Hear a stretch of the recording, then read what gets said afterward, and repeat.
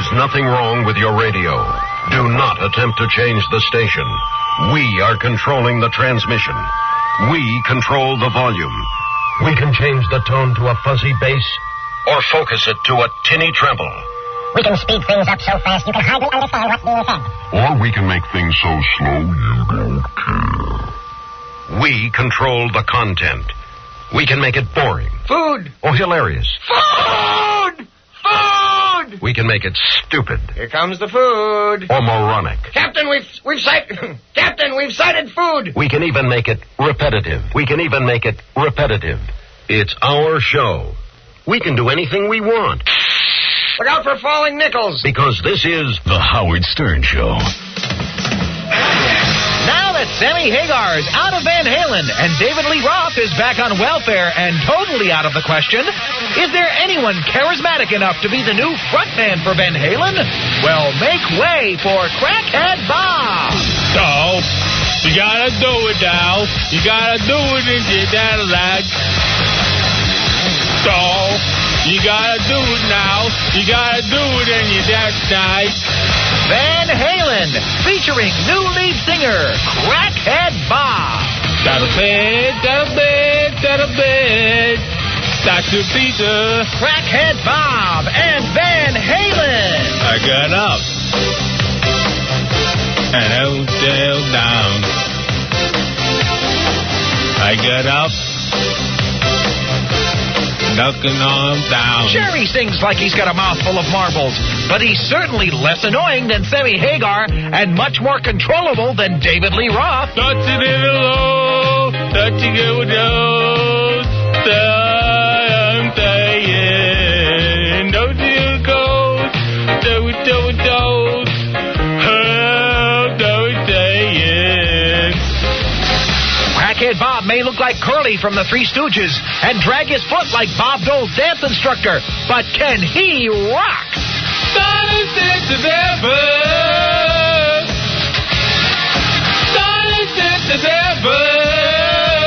Face it, since Eddie quit drinking, Van Halen has really been dull.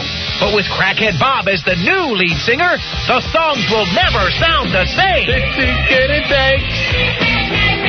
That is my 15 love. That's a good night. That's a night. 15 love. Van Halen, featuring the new lead singer, Crackhead Bob. Look for the tour this fall. Daddy thump, thump, thump. Daddy thump, thump. All right, Joe Walsh and James Dale. Wow. Good night, Irene. Irene, good night. Good night, Irene. Good night, Irene. I see you in my dreams. Sometimes I live in a country. Sometimes I live in town. Sometimes I get in the ocean. Jump in the river and run. Irene, good night. Irene, good night. Good night, Irene. Good night, Irene. I'll see you in my dreams. I love Irene, God knows I do. I love her till the seas run dry. If I can't see my girl tonight, wanna take morphine and die.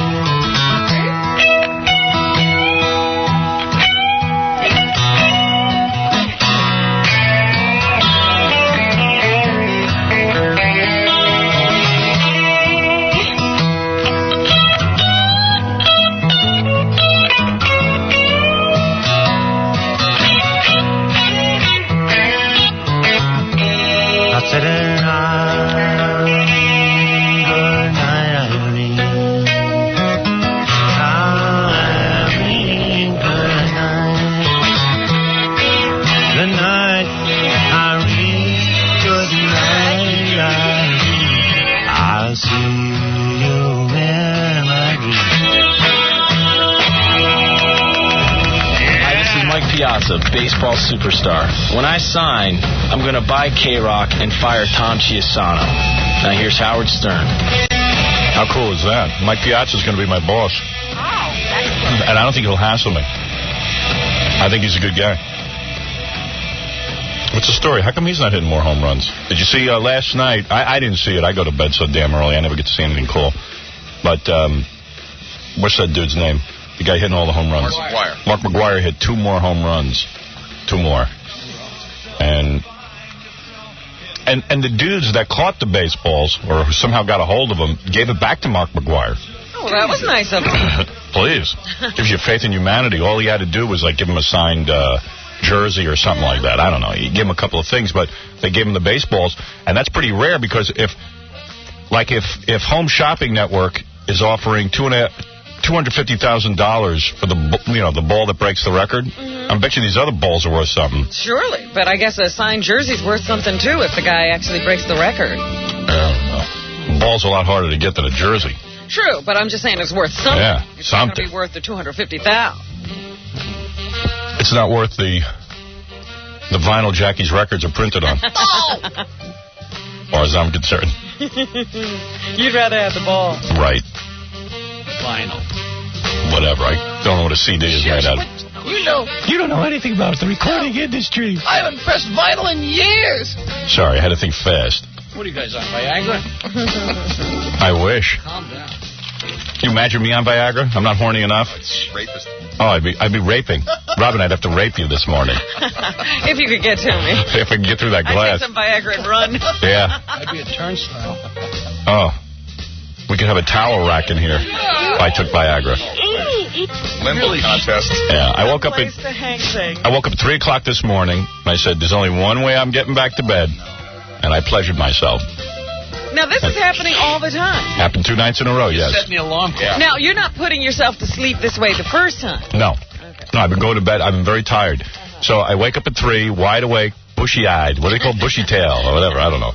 Wide-eyed, bright-eyed and bushy-tail. There you go. Thank you, bro. And I pleasured myself. I thought about Kendra, the one Ganji had, and Jerry Springer. Thought about her. Oh, yeah. Yeah. Because we're going to put her on the TV show this weekend. And I was looking at tape of her, so... Oh, see, I didn't know you had... Yeah, you could see her this Saturday night. But, because you didn't seem to be that into her when she was here. Well, you can never tell. I wear the sunglasses and everything. You can't tell what I'm doing. I didn't see your eyes dilate. Right. Believe me, I'm into everybody who's in here. Yeah, but plus then you saw her in action. Yeah. Like, I didn't fantasize about Cindy Crawford because I don't think Cindy Crawford is that nasty. You know what I mean? Like, she's not a dirty girl. Dirty girl. I need a dirty girl who's going to do dirty things to me. You can't even pretend Cindy's dirty. Yeah, I don't want good girls. I got a good girl at home. But couldn't you, it's your fantasy. She could be any way you want her to be. Like, that could be all an act. It's got to be believable. Oh, well. Even in my fantasies, it's got to be believable. You got to believe it in real life. Yeah. You didn't see me salivating over Cindy Crawford. I didn't see you salivate over Kendra, though. I mean, you were very clinical with your... I'm trying to be... And then your question about Jerry Springer doing her, I thought that would, really turn you off. I thought so, too, but evidently it didn't. I thought Ganji doing her would turn me off. That should turn you off, for sure. So, anyway, I pleasured myself, and then I turned on the TV only to watch about a plane crash. I know. How did that help you? A plane leaving from New York's LaGuardia or JFK? I think it was JFK. It was an international flight, JFK. International flight. Yeah, JFK's the international flights. I just realized that about a day ago. I had no idea. What does LaGuardia do? Just domestic? The domestic, yeah. Oh, I didn't know that. How would you know that? Who knows that? Because every time I fly internationally, I have to go out of JFK. Yeah, but then when I go to Los Angeles, I fly out of Kennedy. Yes, but, Kennedy doesn't only handle international. Oh, I see. It's John F. Kennedy International Airport. Wow, international. Look at that. I didn't know there was an international. How long have you been? I don't know. I tell you, I'm so oblivious to everything. I'm very stupid. I've told you that. No, you're not stupid. You're just... I'm unobservant. You're only interested in yourself. Right. I'm smart about me. Stuff with me I'm good at. So I turn on the TV. Turns out there's a flight that was going to Switzerland that crashed. Like 250 people are dead. Yeah. And God bless Mayor Giuliani, who is our mayor here in New York. This guy stepped off a plane. He was coming back from, I don't know, North Carolina or something. Yeah, he was off somewhere. Yeah. He steps off a plane. He hears about the crash. He's right over there. He says he's going to be there the next 2 days making sure that all the families get the answers and that everything's handled properly. This guy's already, offering help to get the rescue crews up there and everything. Guy's so into the job. Turns out he has a friend who had a brother on that plane. Yeah. He knows one of the guys who's affected by this. I tell you, it's the karma with the Swiss, man. Aren't they the guys with the Jews and the... Didn't want to give the money back. Didn't want to give the money back? Karma. You know, a lot of Americans were on that plane. I know. Why did they have to go? I don't know. All I know is the guy from the Swiss airline reminded me of how much this... You always think of the Swiss as these nice people who are always... that neutral thing. Neutral. Always got us thinking that, these are pacifists. Yeah. Well, neutral pisses me off. When, because that always bothered me. Whenever I used to, read history books. I would always ask, how did they get to do that? Yeah, how do you get to be neutral where Hitler goes, okay, you guys are neutral, we won't bother you. You know how they get to do it? Across everything else. Yeah. You know how they get to do that? Hitler was using them to bank all his stolen money. Yeah. Of course. They bought neutrality. Yeah. Senator D'Amato figured it out. He's the only one who figured it out. He's a good man. But I'll tell you, of course, you don't get to be neutral. It used to bother me, too. I didn't understand why. I said, neutral? What do you mean? Like, hey, don't you want to kick ass? Other guys who were in between, France and Germany say, we're neutral. We're neutral, too. Yeah, we don't want to bother, neutral. And neutral is such a pussy thing to be, neutral. How can you be neutral in World War II? Either you're for it or against it. Either you're for Nazism or you're against it. And if you're against it, get your men in uniforms and get out there and kick some ass, you little... Oh. So, anyway... either you're a man or you're a woman. So excuse me, a mouse. A mouse, whatever. So, I'm watching the guy from Swiss Air, who's their spokesperson, and all of a sudden dawned on me how German those guys kind of sound and look. Oh yeah. There you go. That's all. No, they didn't have a problem with the master race. Not at all. The bill. Exactly. Schweinhunds, all of them. The Swiss. I hate the Swiss. And the other thing was that they were, just putting, cartoons in the newspaper, complaining about having now to give back this money. Yeah, to the Jews. To the filthy Jews. Right. Good. Let them give back all their money. Let's bankrupt them. Let them give it to me and Robin. Why does anybody bank there at all? Yeah, Jackie. Jackie banks in Switzerland. Got a Swiss account? Yeah, all my money. My millions. I can be anonymous. Pulled it out of the stock market and put it in Switzerland. Yeah. Fight with Fred, it was funny. I can hide my funds. Everybody loved that fight you had with Fred yesterday on the air. The guys in the TV show are like, this is the best television ever. You're kidding. Oh, you're a hit. You're a hit. You and Fred. You're a hit. Well, I was really angry at him. You were. You went off. Andre, now this wasn't even on the air. Andre came in to ask me, he's doing Scott's job this week, engineering. Yeah. Came in to ask me a question. I was screaming at Fred. I said, don't interrupt me. Right. I need to scream at Fred. It was wild. Because what happened was we had Cindy Crawford on, who, by the way, was very good. Yes, she was. She was good. I was quite impressed with her, actually. Yeah, she was good. Fred didn't get to hear that. Oh, here we go. So, you really were, actually. Yes, I was. He wasn't here for the whole conversation. I didn't know that he hadn't heard the I saw him walk in. Okay, because we were talking about it, and I was saying really nice things about her. And he walked in at the end. Yeah. I walked in when she was saying the crappy stuff. Yeah. But it wasn't even, I didn't bring this up on my own. You asked me Absolutely. if she had plastic surgery. He caught the end of a conversation. Yeah. Robin was raving about Cindy Crawford being a good guest and what a nice woman and blah, blah, blah, blah, blah. Right. As I saw you walk in, I said to Robin, hey, you think you set me up? No, because who would even regard Fred? Fred would go off like a can. So I just said to Robin, what do you think? Do you think she had some plastic surgery? And Robin goes, well, you know what? I think she might have had some work done on her face or something. And then Fred goes, look at the cat. Look at the cat. Look at the cat in this room. Well, that was it. Fred called Robin a cat. Wow. Then they got on the air, and I asked Robin about it. And, man, you guys went at it. You went at it, for real. But she was angry. I was just like, hey. But, Fred, you got angry. accused me of something I hadn't done. What? Oh, this is no, I'm not even going to go there. No. Yeah, go there. No, I can't. It's like. What's your point? That it's still catty to even say that? It's still a catty remark. But you do that all the time.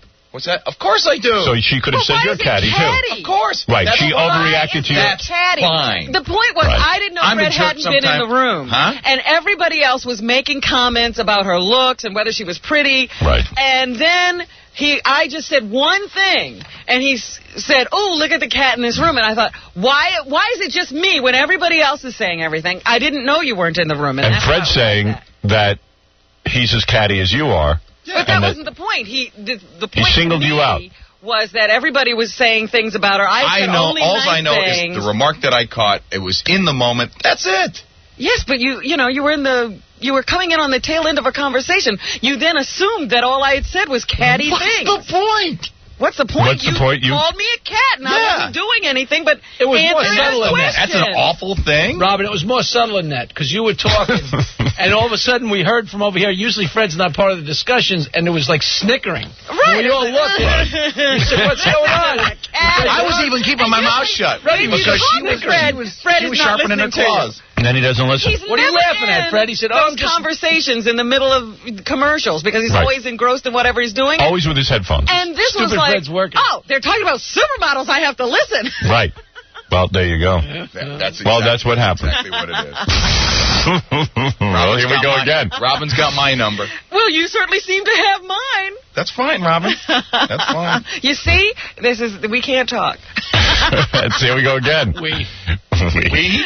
I like that. Right. And not only it's going to be my fault any minute. Well, it probably is. If you're going to be mad believe me, if anybody's behind it, Jackie, it's you. Stoke the fires. Exactly. If you're going to be mad at me anyway, I was standing there the whole commercial break, and I'd like to hear all these positive things that you were saying about Cindy before you said she said a lot of positive things. That's right. The truth be told, Jackie says, "Look at that bitch. Look what she's saying." See, I knew it. All right. So anyway. That was great television. Oh, they carved up her face. Oh, yeah, I said something like that. You want to play fire scarecrow? Oh, That's not third grade. No, that's about sixth grade. You're the asshole and the Oh, you're only allowed to say it twice, then Tom starts sleeping. All right. So behave yourself. All right. Well, you stop bringing it up. Just don't talk to me. That'll take care of everything. Are we back to that? I knew this was going to wind up being on me. Couldn't be Red and Robin. My point is. The point was to start this again. That's what your point. No, my point was not to start it again. My point was to get the commercial. No, my point is that is great television when you and Fred fight. And I was told that Cindy Crawford and the fight that ensued will be a part. Wow. So it should be a great Saturday night. The television show. Yeah, television show should be great. Oh, dear. The guys who were watching said there was fire in Fred's eyes. Oh, really? In Fred's eyes. I've got a feral quality about me. A feral Howard, I have a request. Yeah. Can we send the e-cameras to Robin's apartment? Because I know she's going to be screaming at the television set. Unlike you, my life doesn't revolve around watching me. Right. You probably won't even watch the show. Right. Jackie will. He'll have a party. And drinking. Yeah! Hey, the show's on, everybody. Shh. I'm saying something. I'm a big part of this.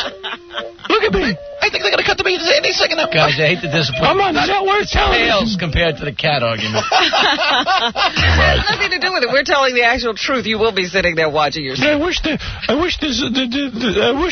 cat argument involved me more. Why didn't I call her a cat? I had a cat once. Damn that Fred. I had Timmy the cat. Timmy, my poor retarded cat. Your poor retarded show. All right, we got to take a break. So anyway, that's going to be. Don't stop. I'll be quiet. All right, we're going to take a break. I was just trying to tell you what was coming up this week on the show. You can't do that with Jackie around. No. Can't do my show with Jackie around. All right, we're going to. I got to tell you what's going on. I have a dilemma about today's show.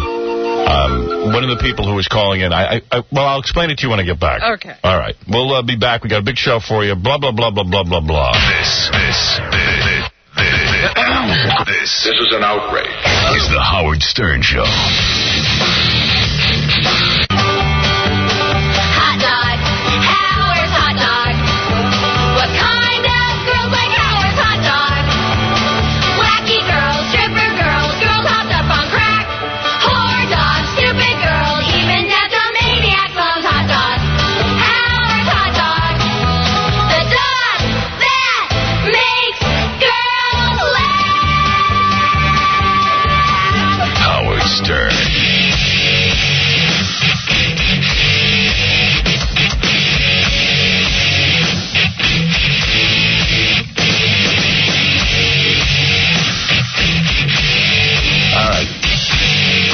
right, very good. Where am I? Oh.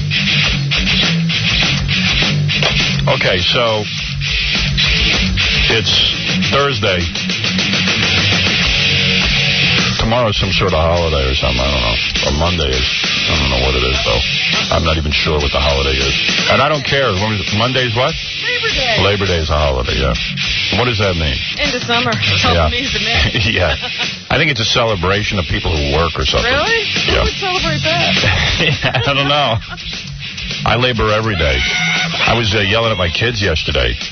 I said, because I labor every day. Well, I get resentful. It's like, my kids got a good life and stuff, and I love to give them a nice life. I try to go to work every day so I can make them happy and everything. But, I'm in the kitchen. I was nursing the dog because she just got spayed. Oh. And I got home from, the dog is just, a little, she's happy and everything, but she can't jump or anything. Oh, dear. Because she just got spayed. Yeah, she's been operated on, so she's sore. She's sore. Yeah. So I was sitting there patting her and calming her down. Because I treat the dog better than any human being on the planet. I feel for animals. Most people who are antisocial get along better with animals than they do people. I've read that. This describes you now. Come on. How many friends do I have? I mean, let's be honest. I was at the shrink. I said, it occurs to me I don't have one friend. Oh. Except for Casey over there. But that's purely sexual. But, he's not a good friend. No. Anyway, so... I'm over there at the shrink. I'm telling them all this stuff. But so I did the shrink yesterday. Came home. First time I saw the shrink in a month, because the month of August, all the shrinks take off. Well, how was that? It was great. I had a lot of free time. No, I meant seeing him. Oh, seeing the shrink? I don't know. It was all right. I just go. I don't question it anymore. I just figured something I got to do. I just think I should just go and not analyze it to death. It's just something I'm doing. Go to the shrink, see what he's got to say.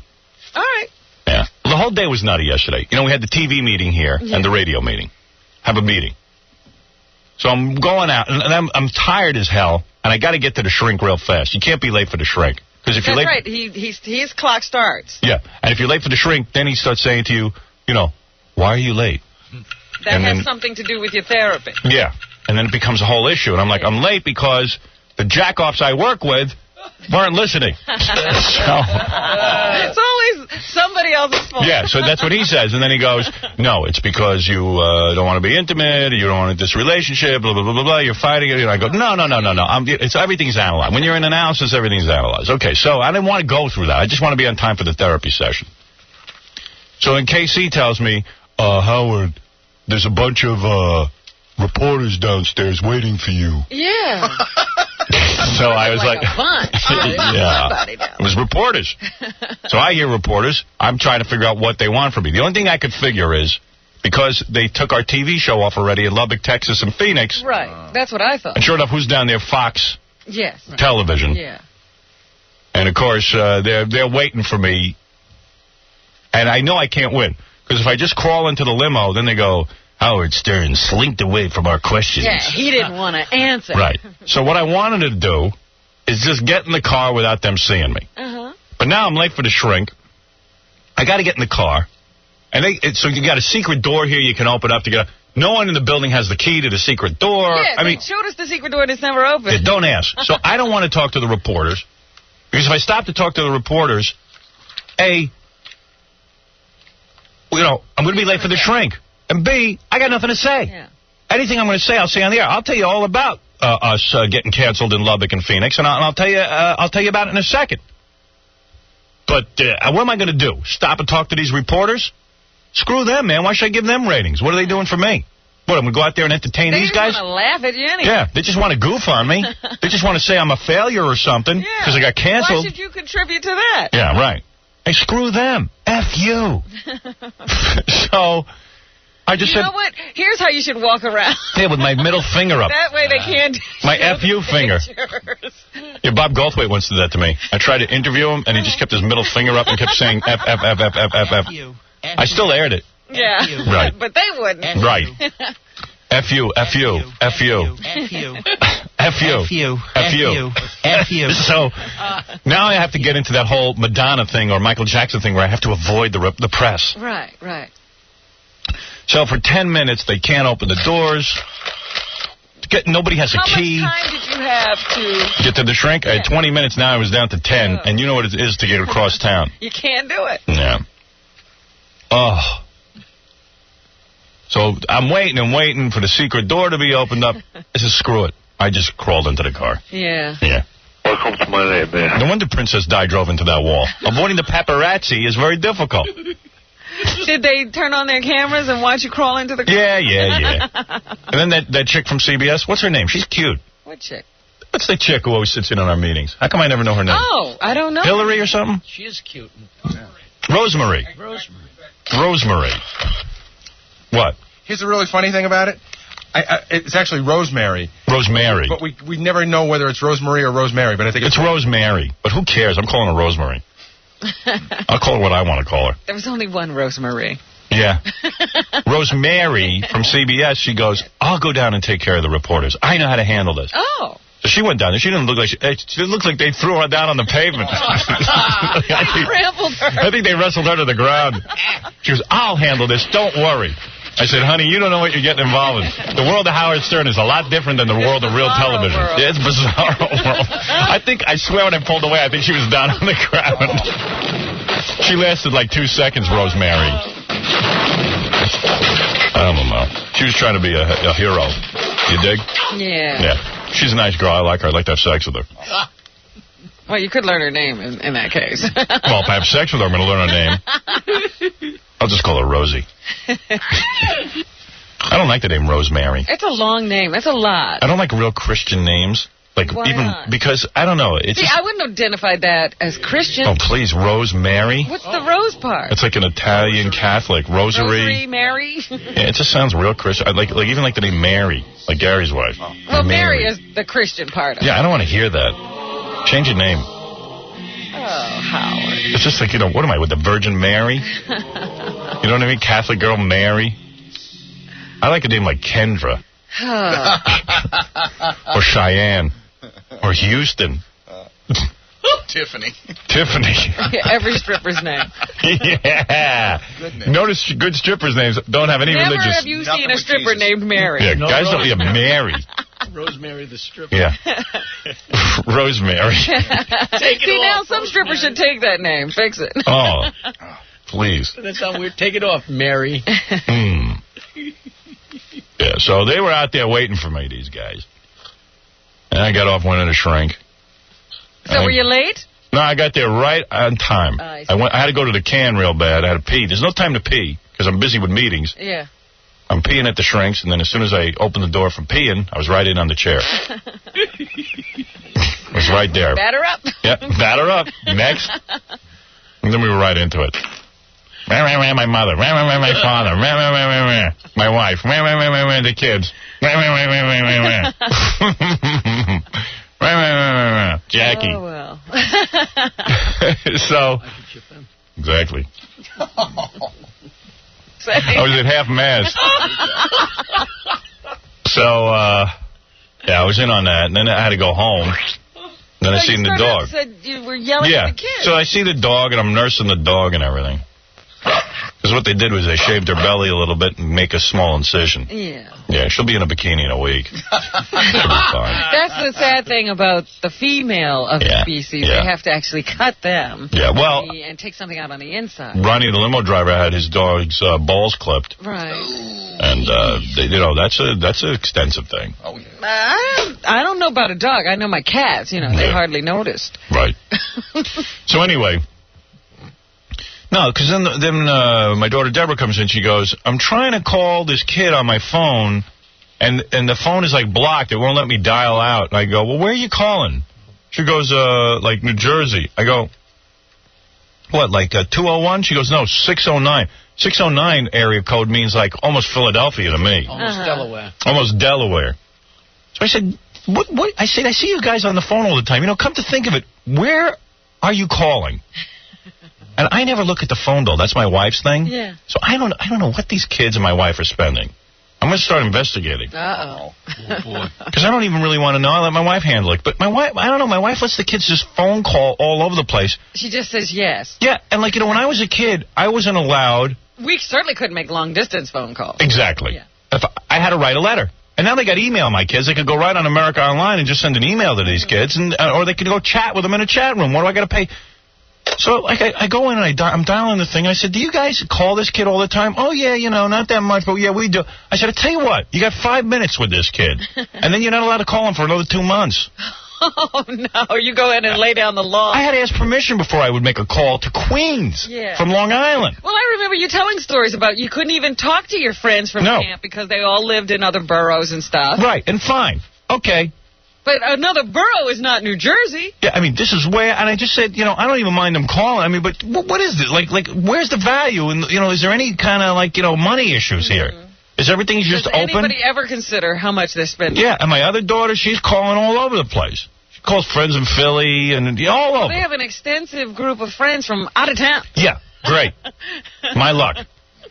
I said, you guys are real popular. People call you. Be a little distant. Play hard to get. Well, wait a minute. Aren't they getting calls? So I see my wife. I don't know. I see my wife and I said, look. I said, what's, I started screaming. I go, what is this, sucker pays? I mean, I'm, no offense. I know it's our money and everything, but I'm the one working, and I'm the one busting my balls. What is this? Wait a minute, Howard. Did you ever have these conversations before you gave them a phone? No. I admit I didn't. All right. Okay, but now I'm having it. Now you're having it in the worst way. The stock market went down 500 points. AT&T went up because of my house. I swear to God. It was the only stock not affected. So I just said, to my wife, what is this? Why don't you talk to the kids, or I'll talk to them about the 609 area code that it costs money, and I don't want them dialing unless they ask permission. And it's a 5-minute phone call. She goes, oh, you come from a depression mentality because your parents went through the depression. I said, so did yours. What is this? I'm in a depression. I said, I tell you why it affects me, because I'm working. I said, I know you deserve half of everything, and, you were there from the beginning. I said, but I'm actually the one who gets up at 4 o'clock in the morning. Wait a minute. If you're going to buy into that premise, why can't you buy into the other premise? But do my kids deserve to call 609 area code and bankrupt me? No, I'm not buying into that premise. No, I'm talking about the premise that she deserves half. That's only a premise, too. Yeah, I don't buy into that either. Believe me, I don't. Believe me, I don't buy into that. But the courts say that you did. Well, yeah, they got some laws behind that one. I say that like a robot says it. You get half. Yeah, half. But you said, I know you deserve half. Yeah, well, look, you want the honest opinion? I don't believe anybody deserves half of what I earn. I certainly don't. Because I swear to God, I'm the one sitting here busting my balls, and my health goes every couple of weeks because I'm up so damn early in the morning and stressing out over all this crap. Yeah, when I crawl out of bed in the morning, I know it's just me. Yeah, ain't nobody else helping me. And I know they go, well, your wife made the house nice. And I'll tell you the truth, my house isn't that nice. I don't have food there that I enjoy. I don't have any. I don't know what accoutrements I'm getting. She's there to hassle you when you get home. Yeah, right. Exactly. I mean, I'm like, well, what is this? Preaching to the choir. Yeah. And then my wife took a limo into the city with the kids yesterday to buy dresses and to buy clothes for school. And I'm listening to the price tag on this thing, and I'm going, and then I come home, and then it's, everyone's on the phone to Philadelphia. And I feel like I said, what is it, sucker pays? But, my wife don't calm me down. She starts telling me depression. I have a depression mentality. I go, no. But again, you did not set any guidelines. No, you know what I'm going to do? I'm going to empty my bank account. I'm going to burn all my money on the front lawn, because at least it's me doing it. But, Howard, you can't just say, all right, here, take the keys to my vault and not have any say. You're right. I'm taking over. I am. Thank you. These are the rules. And Thank you. Here's what we're going to budget for school club. No, I'm ripping the phones out of the wall and the television. Now you're going to be an ogre. And I'll tell you another thing. Every time I go in my kids' rooms, the TVs are on, even though they're not in there. And that makes me nuts. Yeah. The lights are on, the TVs are on. And I know, hey, listen, I know I'm making a good living. I'm not cheap. I'm telling you I'm not with my kids. I don't even... I agree with you 100%. I'm not saying you are, but... How about everybody... You don't go and say, kids, let's turn the lights off in the room when we're not in there. Yeah, I've said it. I've said that. Right. How about everybody realizing Dad has to get up in the morning and go to work? They're never going to realize that. Get that one. I mean, and Dad is busting his nuts. Yeah. And how about helping out? The one way, I don't even ask him to do anything. Just help me out. Turn out the lights so I don't have to pay the electric bill every minute. It makes me sick. It's not a man's world. I changed my tune. It is not a man's world. Not in your house. Not in my house. Are those, everywhere else it is, but not in my house. Are those cordless phones? Or yes, cordless. Cell phone? They're on the phone all the time, 24 hours a day. I know girls like to talk on the phone. Talk local. How about this? My daughter has her friend over yesterday, and the two of them, my daughter's on the phone while her friend's just sitting there. She's got a friend there and she's on the phone? Yeah, and I stopped her. I said, your friend is here. You guys are always on the phone to each other. Now she's here. Now she's here, and you're talking to someone else. And she says to me, yeah, but we talk all the time. Oh. So you might as well go home. Yeah. Actually, it's get on the for phone. Unbelievable.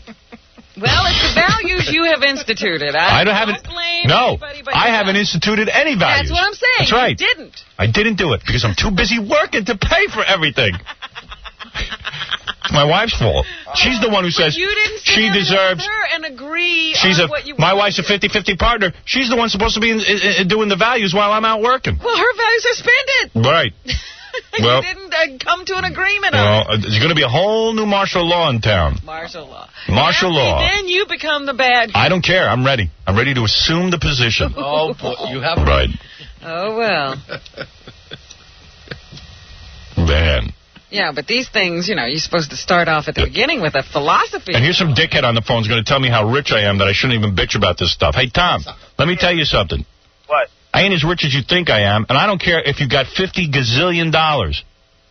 Nobody wants to sit there and have an open bank account while people just use the phones willy-nilly. Yeah, but you got 3 girls. You know they're going to use the phone. Yeah, so what has it got to be? It's okay for your wife to take a limo into the city. No, it's not okay. But then you bitch about the money she spends for the dresses. No, it's not okay. It's none of it's okay. I want to watch my dollars, too, but... get out of here. You know what? I'm not going to talk to you, you creep. Oh, stop it. Come on. You suck, Let me ask you another question anyway. No. What did private parts total out at? You never ever gave the figure. I gave it 20 times. It's $85 million. That's what it did? Yeah. That's good. I'm a big fan. Shut up. And I didn't get the $85 million yet. Yeah, he thinks that's in your pocket. Yeah. Right. All right. That's even what I want to talk about. Who's that guy? It was Tom Hayden, Jane Fonda's ex-husband. Right. We got to talk. Right. Spare time. All right. All right. So anyway, all these TV guys are out there trying to get a hold of me yesterday. What's the big story with me? Listen, the new TV show is wild. There's no question it's wild. And the way I do business, like with our radio show, when we decided to syndicate, I sat down and I thought about it. I could have gone to a network. There are radio networks, like Idiot Imus is on. And I could have put the show on like Rush Limbaugh. I could have put it on 600 stations, not developed a rapport with each station, and then we would have been canceled at stations willy-nilly because people who sign on with us, when somebody signs up to do our radio show, I get to know management.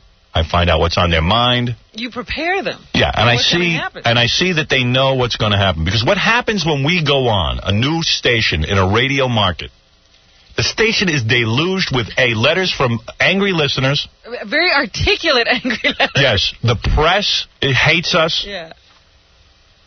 And the American Family Association, the religious kooks all come out of the walls and they start complaining. People start complaining to the FCC. To the advertisers. To the advertisers. All hell breaks loose. Ask anybody who's ever put our show on. All hell breaks loose. Same drill every time. I know it by heart. And let me tell you something. Not everybody weathers the storm. I've had stations leave because they can't take the controversy. Richmond, Virginia. As much as they think they understand what's going to happen after you tell them, right. when it starts to happen, they get shaky. The S hits the fan. Dallas, we were the #1 radio show. It wasn't because of ratings we were canceled. The controversy is intense. I wouldn't have it any other way. This is what I wanted to do as a broadcaster. I'm realizing my dream. I'm very happy, but I know what it is to put this show on the air. It is not easy at first. It gets very easy once we go to #1 and the money starts rolling in. And the advertisers that really will stay and brave the storm are there. Right. So now I've got a syndicated television show.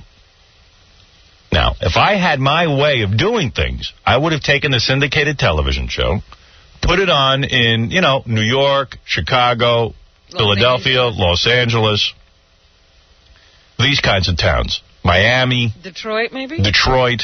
Big towns where we're on the radio. And I would have met with all the station managers. I would have issued them letters. I would have told them exactly what to expect. I would have had a liaison set up with them. And I would say, listen, when you put this show on the air, it's going to be intense. Here's what's going to happen. You're putting the Howard Stern show on the air. You ain't putting on the Rosie O'Donnell show. You're not putting on the Conan. Don't expect people to send you roses. Yeah. It's shocking. The articles on my new television show are disturbing. They sound like I'm a mental patient. And that anyone who would do business with me is crazy. The show is wild. And by the way, it's going to get wilder. Yeah. I have some new plans as of yesterday that are going to increase the disturbing aspects of this program. All right? Like a camera in a mental asylum. Yeah. So I have some new ideas for the TV show. This is only the beginning. What you're seeing is a very rough beginning. Fasten your seatbelt. Fasten your seatbelt. All right. It was easier being at the Alamo than being here at this show. So, as you know, the way I would do it in radio is to have certain guarantees to make sure that the stations lock them in and know what's going to be going on. With us. All right. So here it is, the world of television. It's a little different. You'd like to have coverage all over the country. So what they do is they go out and they make deals with tons and tons and tons of stations. We're on 70% of the country, and I hope that soon we'll have 95 to 100% coverage. Mm-hmm. But right now, what we have is 70% of the country. Now, are we still at 70%? Probably not. We lost 2 stations. Actually, 3 if you count Canada, Montreal. True. Okay. So, and there'll be more, by the way. Be prepared. So, of course, they go out to these guys and they buy a show. And like one guy said, I expected, I was the one who put on NYPD Blue and NYPD Blue. That he thought was racy? You know why it was called NYPD Blue? Because it blew. No! That's why. So, this is nothing like NYPD Blue. They showed a little nudity. Please. Our whole show is naked. Nobody's even wearing clothes. Jackie's naked. So what's happening now is that people have the show who don't even understand it. I'm talking about station management. And so some guy in Lubbock, Texas goes, oh, my God, I saw the show and it was terrible and I have to pull it up there. I got 6 letters. Can you imagine you got 6 letters? Wow. When we go on the radio in a new town, we get 6 million letters. This is 6 letters. That's why I was laughing. It's 1951 in Lubbock, Texas. And then, of course, we were canceled in Phoenix. Now, our radio show has been on in Phoenix. Yes, now that's and we do very well in Phoenix. But you got to understand something. The television station owner has never weathered the storm before. He doesn't know what it's going to be like. So there are good... Listen, hold on to your hats. Those cameramen who were out here yesterday looking for comment from me. You could be here every day. There's going to be stations canceling. There are going to be stations coming on. I fully expect it. It doesn't bother me. I couldn't do the Howard Stern show and not have people canceling. It's a whole different ballgame. This ain't Saturday Night Live. This ain't Mad TV. This isn't something where you write some sketches. You might as well camp out in front of my, Get yourself a cardboard box right. and a couple of mats. I mean, on the other side of the story, which is always the case with us, all of a sudden guys are calling me who are running a television station saying we used to get $800 a minute. Now we're getting $4,000 to $10,000, $4,000 to $10,000 a minute because you've blasted us into late night. We now have a presence. The only reason that my show is even in syndication, it would have all been canceled already within 2 weeks. If it wasn't for a great man named Mel Karmazin, who stands behind me. And that's that. This was his idea. Yeah. Bottom line. That's how, so there is your answer. That's how it works. When you do business with me, it is not typical. It can be very exciting doing business with me. One of the, I talked to the people who run my show in Cleveland, who've been #1 now forever. And, the radio station. Yeah, and when we came on, it was very rough. There were a lot of people complaining in Cleveland. He says, the most excitement I've had as a broadcaster is being involved with the Howard Stern show. Because everything else is dull. Everything else is boring. And when you score with the Howard Stern Show, you score big. Think people are talking about you. Yeah. You become known in your community. It's very exciting. Things are always happening. Yeah, aside the bomb threats. So the thing is that everybody's happy. Calling. That's right. So that's what's going on. The TV show, I don't care if it gets canceled tomorrow. I'm not going to change it. I'm not going to sit and worry about the content. It's exactly what I said it would be. And it's going to get worse. Not better. That's all. My show always gets worse. So if you're getting shaky, God bless you. be shakier. Yeah, you'll be a lot shakier. Just stick with it and you'll be fine. If not, Kishman took us around. I mean, what can I say? Every day the newspapers look to get me. Then, I don't know. What is there to get? They must have no news. They camped out outside my door. They only want to knock me down. They want to see me fail. They're not running around with cameras every time you destroy records and ratings in New York radio. I can't even get a headline. Don't show up here then. I can't even get a headline, Robin. Can't even get a headline. You ever hear that backwards records have messages? Every once in a while I've heard that. Like, which one was supposed to be the most demonic? Wasn't it like Black Sabbath supposed to have... I don't know what was the most demonic. Messages? Ozzy's done a bunch of stuff. Yeah. Ozzy, yeah. I sent KC... it's football player time. I sent KC... I get like a fight song for him. I know. I sent KC into our archives to get backward records. Because I love to hear this stuff. For example, Madonna's Like a Prayer. Do you know that song? Yeah. I'll refresh your memory in case you don't. Life is a mystery. Backwards, you can... I listen to this. It's true. Hear us, save us, Satan. All right. Hear us, save us, Satan.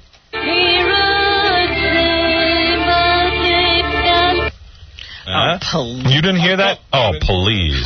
That's a great one. And the thing is, that song is about religion. Right. Hear us, save us, Satan. So Did you hear that? Me Madonna You didn't hear that? Satanist? Yeah. Hear us, save us, Satan. Well, you know what? Like it sounds much more clear on the other side where she says life is a mystery. Well, of course. I mean, they got to make this stuff backwards. If it was that clear, then everyone would put him in jail. How do they do this now? What are you saying? I'm saying that it is to...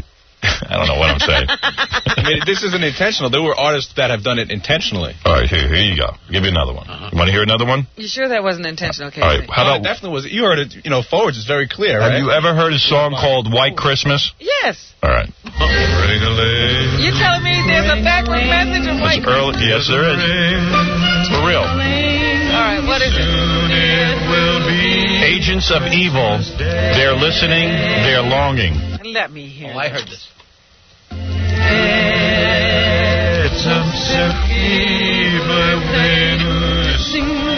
Agents of Evil are listening. I heard it.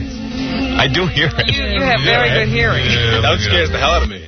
Yeah. Lock up Casey. That scares you, right? Yeah, why don't we play a Casey game and let's tell you what they're saying? There's no way you'll be able to figure it out if we don't tell you. No, you need to know. All right, I bet you want to hear another one. People love this crap. I think Casey understands it forward. All right, the biggest Satanist around, Stevie Wonder. Now, I'm not saying these people even intentionally put these in, but it's always fun to hear them. All right. All right. So Stevie Wonder. Nothing is what you're saying. Stevie Wonder is a man of God, but yet he probably doesn't even know because he's blind that he put a backwards message in. Stevie Wonder, you ever hear the song "I Just Called to Say I Love You"? Who hasn't? Part of a commercial, even. All right, I love you. All right, here he says, "Yes, oh, it's Satan."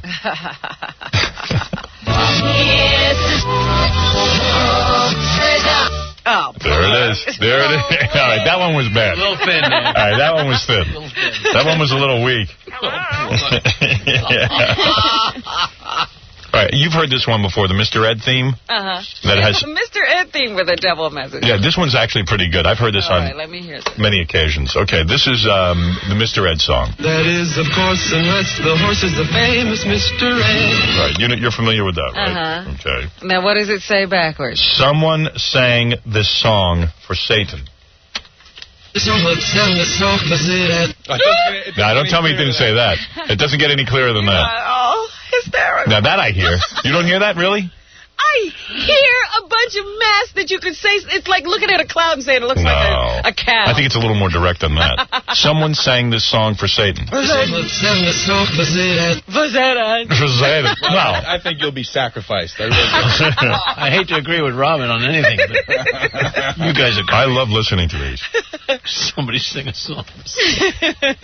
You ever hear the song El Dorado by ELO? Oh, this Sure. is good. This one's good because they say a lot of evil Well, they stuff. probably really meant it. Here it comes, another lonely day. By the way, this is Forwards. I I'll sail away. All right. On this one, he says, he is the nasty one. Christ, you're infernal, it is said. We're dead men. Everyone who has the mark will live. He didn't say that much forward. I know. Are we going to be able to follow this? Yeah. Nasty one, first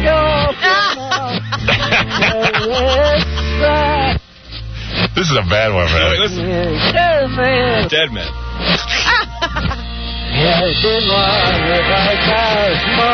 What do you say this Everyone now? who has the mark will live. I mean, Please. If you read along with it, maybe. you didn't hear that. No. Nobody heard that. You're all insane. I have more if you want to. I'm enjoying it. You're enjoying them. Sit through this, and I'll come back with some more. Hey, this is Joe Perry. And I'm Steven Tyler from Aerosmith. And when I'm not singing, writing songs, or having sex with 3 women at once, like all good rock whores should, I'm listening to this show. Sometimes I listen with the girls, but trust me, you don't need 3 nude, young, beautiful girls to listen to this show. Of course, it sure helps. Who's Hollywood's nightmare?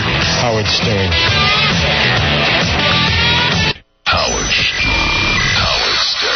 And in a second, if you'd like to put a warm Planet Hollywood welcome for Mr. Jerry Springer from the Jerry Springer Show. Come on out, Jerry. Are you ready to take questions from the department? Hey, Jerry, how is being number 1 changed your life? Obviously, it's made it horrible. Really? No, I'm very flattered. Am I doing more here first? Number 1. All right, let me answer this, and then I'll answer that question. You asked how's it changed your life being number 1? Well, it's just a momentary, it's a moment in the spotlight. That's what it is. It's a silly show. I'm having a great time with it. Hey, Jerry, why don't you do a show on all your old prostitutes? Why don't you do a show on all your old prostitutes? It wouldn't be that interesting. Do hookers take credit cards? Jerry, have you reserved your ticket to hell? Yes.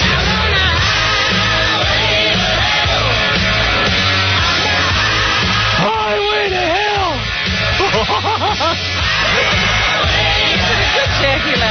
There you go. I can do it once in a while. Hey. Can I beat the shit out of you on camera? No. Come on. Do you envy Howard Stern? Jerry, as I was so rudely interrupted. Did any of the hookers have to see 2 forms of ID when you pass them a check? Yes. Hey, I told you before, the show that I work on needs ratings. Can I beat the shit out of you on camera? Yeah, but I'm wearing rented clothing, so I don't want to get What's the wildest thing you ever did for ratings? Come here. Okay, now you got 4 questions there. Okay, last one. Last question. Yes. Do you envy Howard Stern? I think he's great. I love him. I do. How many dates it take with a woman until you introduce anal sex? What? How many dates with a woman until you introduce anal sex? I've never met anal. No, anal sex. Oh, no. Howard Stern. Jerry never heard of that. That was KC. I think he smacked his head on a locker, and we sent him over there. Hey, you know that guy who called yesterday? I told him to call back. He has been having sex with his daughter. Now he got her pregnant. Is he on the phone? Yeah. Hey, Tony, how you doing? All right, how you doing? Now, how many times have I heard from you? Like twice? No, it's the first time. Oh, this You're is not the same guy. That's a different Tony, huh? Yeah. Now, when did you start having sex with your daughter? June. In June of this year? Yeah. How old is she? 17. How did this start? I was cheating on my wife with one of my daughter's friends, actually. She. And I guess she told her about it. She came home one night, and man, I was sitting on the couch watching an adult movie. And she didn't even, I was sitting there, you know, pleasuring myself. Came in, she asked me about her. And she started looking at me, and then she sat down next to me. I told her what happened. And one thing led to another. And that's how that started. Well, there you go, Robin. Well, yeah. In a nutshell, that's how it happened. So, is your daughter hot? She's not bad. Not bad. I won't say she's drop dead gorgeous. Are you a white guy? Yeah, but my wife is black. Oh. I think that was the problem right there, Howard. It's a problem. Why is that a problem? Because she went crazy. You know, a white girl won't go crazy like that. What are you talking about? Once she found out about it. Oh. Oh, she found out. I had to tell her. And what happened? Oh, she went crazy. She went crazy. Gee, what's her problem? Yeah, you only knocked up your daughter. You'll get your daughter pregnant. So what happened? So you had sex with your daughter only once? No. About a month and a half. For a month and a half? Yeah. Well, what was she wearing that night that you took her the first time? Well, she just came home from being with her friends, so she had like a short black dress. Some porn, your daughter walks in a short mini dress, and she starts to pleasure you. Yeah. Orally. Yeah. You always watch porn with your kids? You think that's wrong, Robin? No, actually, I don't. She just happened to come in earlier than I expected. So when you knocked up your daughter, like, so while this was going on, what was your daughter, like, were you thinking you were in love with your daughter or something? No. Far from that. It's just sex. Yeah, you were planning on dumping her anyway. Oh, yeah. I don't know, Howard. I'm pretty screwed up now. How old are you? 41. Wow. So, and your wife, you and her weren't having that much sex? After she got fat. She got fat, yeah. She's after she gave birth, she really didn't care anymore. Right. But you always maintained your looks. I won't say that either. You got fat too, right? No, I won't say fat. So, disgusting and everything, right? It's an awkward situation. Yeah, like, what'd you say to her after she gave you the oral sex the first time? Like, hey, thanks? No, not What, did you give her some money? Yeah, I mean, what do you say to her? Did you say, like, oh, man, I shouldn't have done that? I told her right from the start she should do that. Right. You try to tell her not to do it. These kids don't listen, Howard. Kids don't listen. I never listen to mine. So, you try to tell this daughter of yours, please do not give me oral sex, but it was too good and you couldn't stop. Pretty much sore. Mm-hmm. So then... Were you drinking? No, I don't drink. Oh. He wants to keep your sense of reality. Well, you should start drinking. I think I was going to have to. Yeah. So, I'll bet you she gets a great Christmas present this year, this kid. No, I won't be seeing much of her. Well, oh, you mean she's now out of the house? No, I'm out of the house. I haven't been home since. Ah. And you can't date? Can't date. He broke up with her. No. All right, so you gave you oral sex. How long did you wait before you had intercourse with her? Next night. All right. So then you were, like, feeling bad and everything probably right after you had the oral sex, and you said, I'm never doing that again. No. No, he didn't say that. You didn't even say that? No. Said, figure a guy would... Tomorrow night I'll really get her. So you didn't feel guilty at all? No, I felt guilty. Right. So you waited the next night, and then what happened the next night? Your wife was out of town or something? Well, my wife's always home. She's always home. Who was that? That was my dog. Oh. The only friend I got left right about now. Dog hasn't abandoned you? What's he doing with the dog? The dog probably came on to him. You would never do your dog, though, right? No. Yeah, that's You sick. sure? I'm pretty sure. Pretty sure. All right. So then, dog really should bite you. Yeah. So then, like, your wife's always home and stuff, but what is she, like, so fat she stays up in the bedroom? No, she sits out by the pool all day. By the pool? Yeah. Oh, you're a good provider. Hey. Well, I was upstairs laying in bed. This is maybe 10:30 in the morning. Wife's already out by the pool doing nothing. Right. my daughter came upstairs. She laid down next to me and then started kissing me. And So this is all her idea? yeah. You didn't instigate it. Well, except for having sex with her Abortion? one way or another. What do you mean? Well, she's going to have to get one. Yeah, because it probably won't be that good. Well, as the father, you could make her. Right. Well, so far, has she gotten the abortion? No, not yet. Not yet. Did your wife make her to get an abortion? I haven't talked to her. Right. Did your wife call the police? Probably. Wow. Where are you, in hiding? Pretty much. Wow. I left town. So you're your own grandfather. No, you're your daughter's child grandfather. Whatever. You're your son's grandfather. There you go. So, wait a second. So then you had intercourse just that once there, right? In the morning. Yeah. Weren't you afraid your wife would walk in, or you figure she's just so fat and lazy she'll be by the pool? Yeah, she sits by the pool till about 2 in the afternoon every day, unless it rains. Right. And then for the next month, you had sex with your daughter? Off and on, off and Right. on. And then what happened? She came to you one day and said, I missed my period? Yep, and then, well, she doesn't discuss those things with me. She told your wife? Yeah, and then my wife took her to go get the clinic. Mm-hmm. Yeah. And said she was pregnant. So how do they know it was you? Because I'm the only one. She hasn't left the house. Yeah, but then what did she do? She told your wife that Dad's been doing me? No, I had to tell my wife. Why'd you tell? Well, I mean, how does that come up?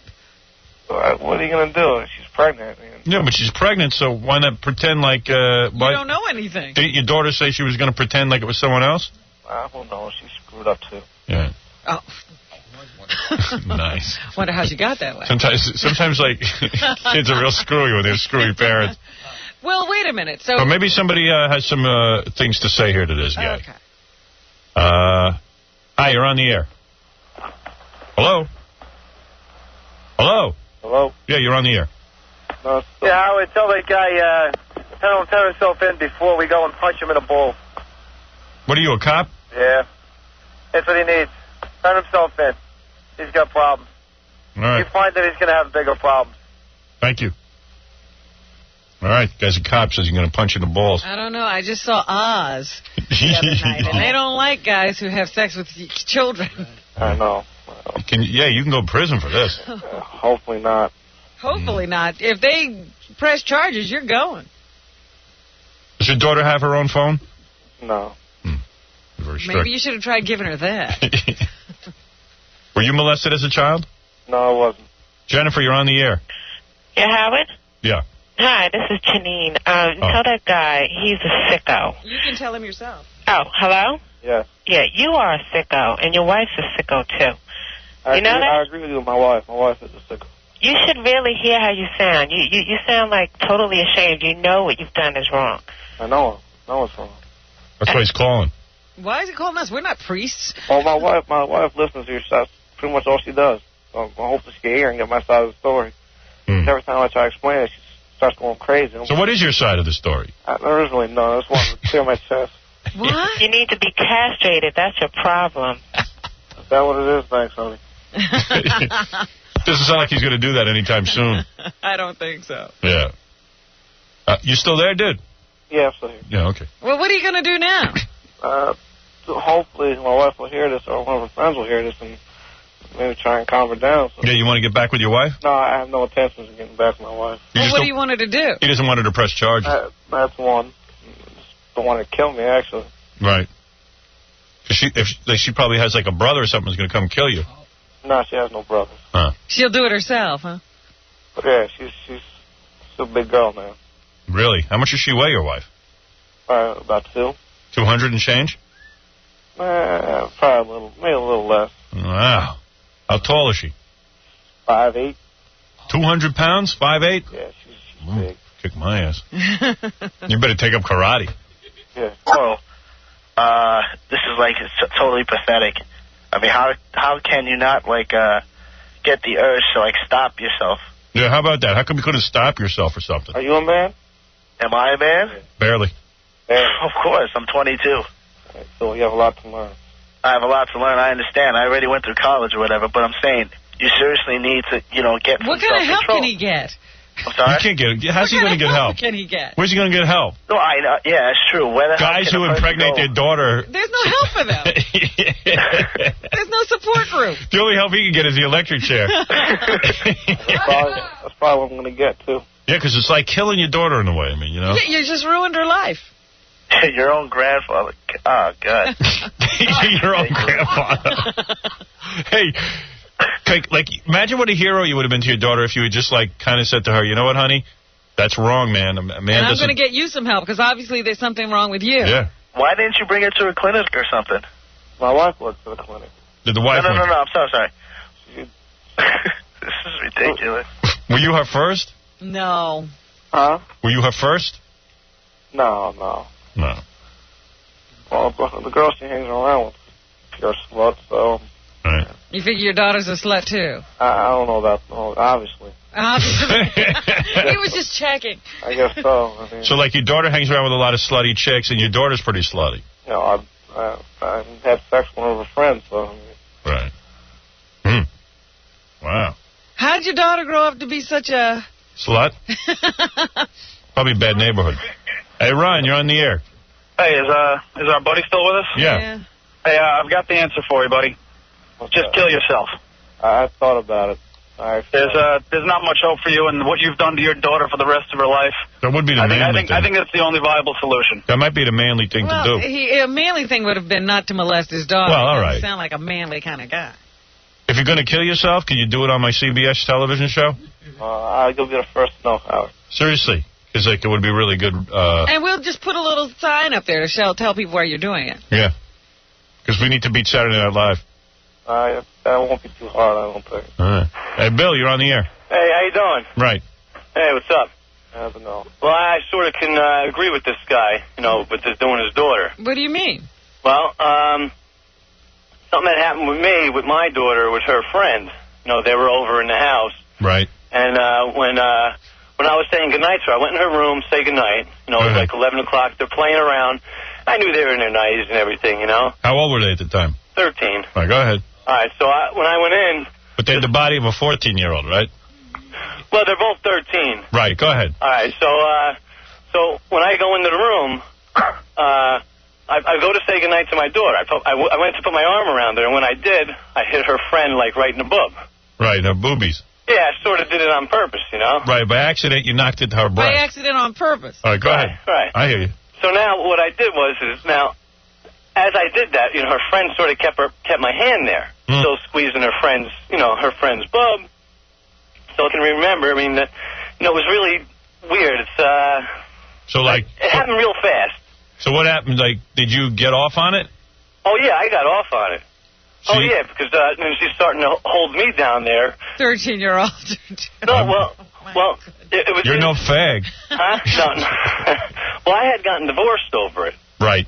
I hear you. Like the next day or something, they go to school, they talk to their friends or whatever. And one day I came home, I had the authorities at my house. Right. And, my wife was hysterical. F, can you do all this stuff to me? How can you, So now you're divorced? Oh, I'm divorced now, yeah. So it all came out, so you could kind of relate to this guy. Oh yeah, I can. I know that I'm a sick guy. Well, this guy's sick, too. Oh, so you know you're sick. Oh, yeah, no, I know that. Well, he knows he's sick, too. I don't know that this guy knows he's sick. No, he knows. He said. He says he's sick. You sure? No. I wish I could take that all back. He's pretty sure he's sick. Okay. No, I know definitely we're both sick. So I don't get it. So like, your daughter and her friend both used their hand? I got off on that. 1, 2, 3. I've never had two girls at the same time, right? Two teenagers. Two preteens. I've never had two prepubescents before. I still go to counsel now about that. No, you do? Oh, yeah. You didn't have to go to jail or anything? No, I didn't go to jail. Well, what happened was I went in there. It was like overnight for a couple of days until my lawyer got me out. I see. But right, no, I didn't have to spend any time in jail. There was no charges against me from my wife and daughter. As long as I just got divorced, left them everything, and that was it. Oh, you had to leave everything. You had to leave everything? Oh yeah, I left everything. My baseball card collection, everything. Wow. Your baseball card collection. They got it all. Everything. Well, your wife was angry. And you can't see the kids anymore, I guess. No, I can't see him at all. Yeah, until they're of dating age. Now, if I do see him, it's 1 week in the summer and it has to be somebody with me at all times. Right. Yeah. All right. I think you have to give me a lawyer. Thanks, Howard. All right, take Bye, care. Robin. Bye-bye. So he's still in counseling. You got to get some counseling. I'm going to get more than counseling, I have a feeling. Yeah. What's more than counseling? Penis chopped off. That's probably what's going to happen. Yeah, all right. Hey, Mike, you're on the air. Go ahead. Howard, this is Mike. Yeah. Hey, listen, man. Why don't you do a lot for your listeners? Why don't you cough up some cab money for this guy to go up to the Washington Bridge before you're off the air and throw himself off? I'll throw you off the bridge, man. Mind your own business. Well, what, you got to be kidding me. Your own daughter? That's all I got to say. What a waste of human flesh. See you, Howard. Take care. All right. Yeah, people get angry about this stuff. I know. Yeah. Would you be willing to go to a bridge and jump off? No, that's too painful. What do you think's going to happen to your daughter now? I haven't talked to her in 2 weeks. Yeah, but I'm just saying her future. You know, she'll probably become a stripper or a porn star. She's lucky. I don't know. That would be legitimate. Prostitute, yeah. Leanna, you're on. Hey, this guy needs to go to Smith & Wesson for counseling. Right. I'm not kidding. Oh, you're absolutely right, but he won't be doing it. Were you molested? Yeah, actually I was, but I wasn't even thinking along those lines. Sure you were. Maybe I was subconsciously. Maybe you're right. Yeah, it's a natural reaction. What do you look like? Not bad. Really? Not bad. How But, tall? you know, I'm sorry. How tall are you? I'm 5'10". How much you weigh? About 118. Oh, that's nice. She's a waif. Wow. You are really thin. Yeah. What size cups do you have? Too big for my thin body. What, D's? No, just C's, but they're just too big. I look like I should fall over forward. How did your father resist you? How do you know it was her father? Wow. Was it your father? Actually, yes. This is not why I called. Well, we just want to know everything. You are good. I've heard this before, and I've thought how good you were, and I was right. Yeah, I know human nature. That's why I'm such a sad, depressed human being. I'm completely in touch with the human condition. The bad human condition. The bad human you condition. know what? I can laugh, and this guy's daughter isn't going to be laughing for a long time. Oh, I don't think so. You're right. Especially not pregnant. And what No, did your dad get you pregnant? No, absolutely not. Because I threatened to He wore blow his protection. brains out before it got quite that far. So, what age were you? I was about 13. Really? Yeah. What'd you do? Did you fondle him? No, I didn't reciprocate. Oh. It was just a one, One night stand? No, it was like a year of sort of like the Robin situation, Yeah, where like the guy just wouldn't leave year you of alone. fondling and Right. molestation. Yeah. Let me tickle you. Robin kicked her dad's ass. Absolutely. She's my girl. Oh, yeah. Mine, too. Well, I think this guy needs to do the guy that just did himself on the bridge with the shotgun? Well, he ain't gonna do lit that. himself on fire. This guy don't want to kill himself. Well, I think he should anyway. Yeah, but these guys are cowardly lions. They don't do that. All right. I'm definitely, I don't know. I might have to come to that point. Yeah. You a tough guy? No, I'm a little bitch. You're a bitch? Yeah. Yeah, you got At least that he right. knows. Yeah. Like you can't even kick ass, right? Nothing. Why don't you just leave your wife and go find happiness somewhere else? I want to. Oh, now you want to. I was planning on doing He was working up to now, it. now he's messed up everything at home. Now he wants to go find happiness. Yeah, I'm surprised you didn't just take up with your daughter's friend there. And, Run off. I should have. All right, you went a little too far there, buddy. All right. You went crazy. You went nuts. You had some sort of fever. He's not a school bus driver, is he? Are you a school bus driver? No, I'm not. Do you work with kids? No, I don't. Thank goodness. Girl Scout leader? No. Girl Scout Yeah, leader. that's right. He's taking them on camping trips. You're not a priest, are you? No, I'm not a priest. What a dick. Right. All right. All right, Howard. All right, these girls are going to be blasting you. We have to leave you to your misery. There's nothing we can do for you. Thanks a lot. Yeah, well, what are we supposed to do? My wife's a big fan of you, so maybe she heard. Yeah, but next time call us before you do something like this. Yeah, that's the time to get in touch with us. Don't call us after. All right. Yeah, honestly, dude, we can't help you now. I mean, you kind of dug your own grave. Hey, dude, you're on the air. What is it? Some guy wanted to talk to you. Okay. Hello? Hello? Yeah, what's up? I think this guy's a sicko. Okay, I heard that already today. He's already heard that. No, you are. I mean, have you no morals, no shame? I mean, Robin, do you agree with me? Well, he knows that. I mean, he knows. He knows. The guy knows. The guy knows he did the wrong thing. He's whacked out over it. I mean, Howard, you have beautiful daughters. Beautiful daughters. Very beautiful. Thank you. I mean, would you ever have sex with them? I mean, come on. Oh, gee, let me think about it. Let me think about each. Let me think about each one individually. You know what? No. Father, I mean, like, don't you want to kick this guy's ass? What am I going to do? He's not here. How can I kick his ass? I mean, dude, kill yourself. Do it. I'll keep that in the back of my head. He's thinking about it. He's thinking about killing himself. He won't do it. All right, he's thinking about it. I told you, I'm a little bitch. He's a bitch. He's a coward. He says he's a coward. All right, thank you. Thank you, Howard. All right. Hey, listen, Well, I'm sure you'll go off and find a good woman now. Have a happy life. Yeah. Okay. Sure, any woman's going to want to be with you. You just got to, if your wife presses charges, man, you're going to be in jail. Yep. This other guy, his wife didn't press charges. He was lucky. They probably didn't want to have the public embarrassment. Right. Your wife sounds like she might want to have the public embarrassment. I don't know. I don't know. She's embarrassed enough every day. She goes down to public. Well, what? What? Nothing. She's a fat slob. Wow. All right, Howard, let me go. Well, that's a way to get back in her good graces. What are you going to do today? You going to go to work? No, not today. No? Mellow out? No, I'm just going to hang out. Hang low. Yeah. All right, Howard. All right, take care. Bye. Bye.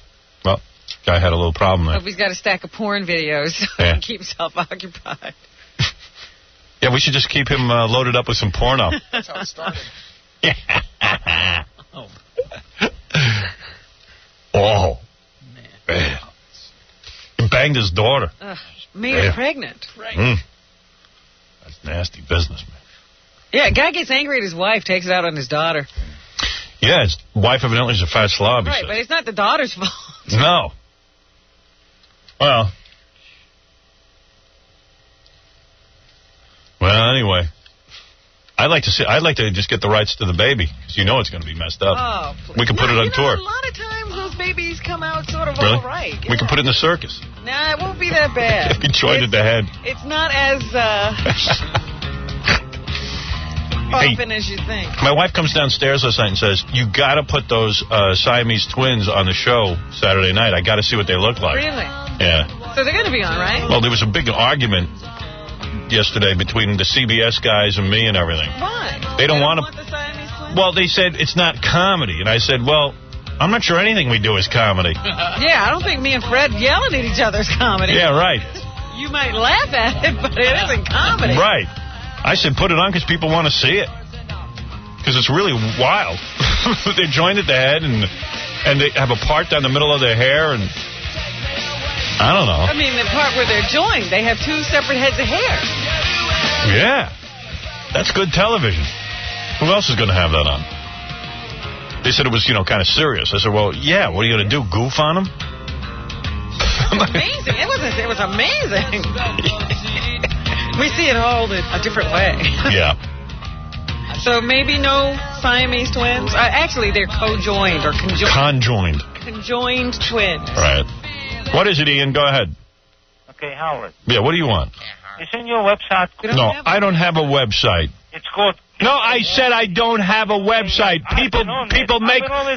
It's nothing... I don't make those websites. People make websites about me. I have nothing to do... It's your website. It's Get out of here, you idiot. Website. I said it's not my website. So why don't you change it to KO? Hey, I said I'm not. That is not my website. What's wrong with you? Losers. What? Why don't you change your OAL? King of all losers. Ian, if he says it's not him... Even better suggestion. Why don't you change it to www.su.com? SU? Suckup.com. Ian is drunk. Clinton. He's so angry. To Clinton. To Clinton what? You like his daddy did. You know what? You're a drunk. What do you think how he should we, like, stay with the United Nations? You are a drunken... No, should we just stick with, like, United Nations? You are a drunken... Is it a good idea to stay with the United Nations? He shot off a cannon this morning. And you, like... go screw your daughter. Some brains, then. Okay? Now you don't, but when you... John said he was drunk out of his mind today. Listen to him. Well, not as long as... And now you can't even talk to him. Right? Yeah, he's that really was drunk. Good. He's drunk. This is a guy... Calls us all the time. Just a sucker, like Gerardo Rivera. But he can't even talk when he's not drinking. No more than that. He won't even come see us when he's not drinking. No, but once he starts drinking, boy. Website, so he says that, is he an idiot? Suck up. He goes and he drinks, and he's angry because his family won't talk to him. Hey, how's your wife and kids that haven't talked to you in years? Yeah, hung up. Stupid ass. He can dish it out, but he can't take it. But what he meant anyway. I think he thinks you've been defending Clinton for whatever reason. He's off about Clinton today. Oh, who cares? He's a bore. Because he just repeats himself over and over and over again. Want some more backward records? Yeah, what more you got for me? All right, this here is called... These are the good ones, I hope. All right. Where's this is Casey? I like it when he's in here. Okay. This was his idea. He gave me these. Come on, Casey. All right. Pink Floyd. This is Eclipse. You know the song Eclipse? Sure. I'll play a little of it. I don't know this song. I really don't know this song. You don't know that song? No, I don't know. And I thought I knew Pink Floyd. That's a very popular Pink Floyd song. This one says, Lord, Satan won. Yeah, Satan won, even though we live.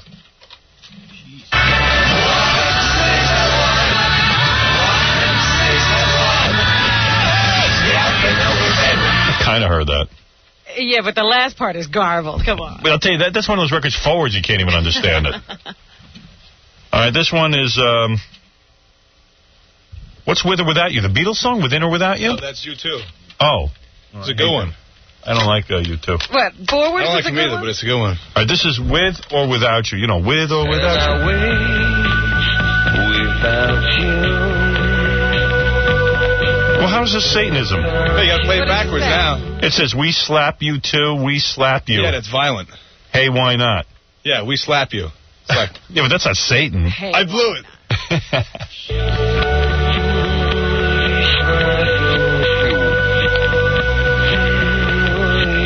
Get out of here. That's so What, you don't believe it? That's a slap in the face. Did you do these, or did you get these from a magazine or something? No, I got a bunch from the internet and a bunch from the archive. All right, here's Billy Idol from his album. This is called Rebel Yell. You know this song.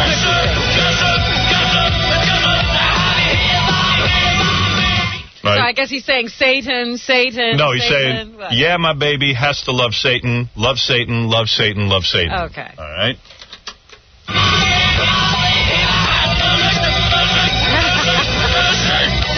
Love Satan, love Satan. There it is. Sure, right? sure, sure. Yeah. See? You believe Yeah. Yeah, I believe it, man. I believe it, too. You two are into this. I'm into it. All right, and here is Boston Long Time. You know, Long Time? Sure. So, what is he supposed to be saying? I can hardly wait. He says, evil was their master. All right. Listen carefully.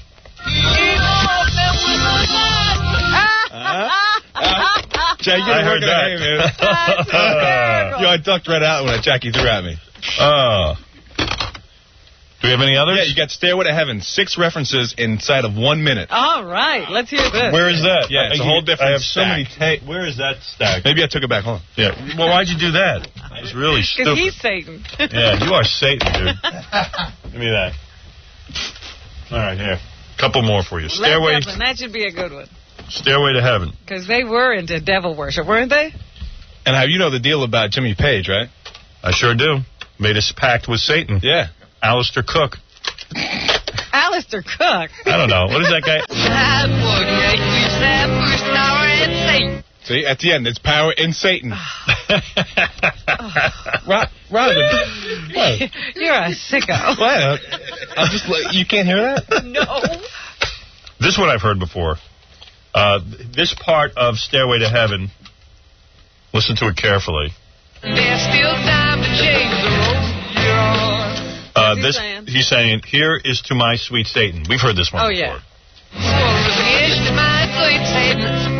I hear that. Come on, admit that, Robin. It was okay. You just don't want to believe. You're like Agent Scully. Right. All right, this part is Stairway to Heaven. You can hear more satanic references. Now, what does he say this there? is ridiculous. There's no escaping it. Right. Well, what is that? There's no escaping the devil. Right. Why'd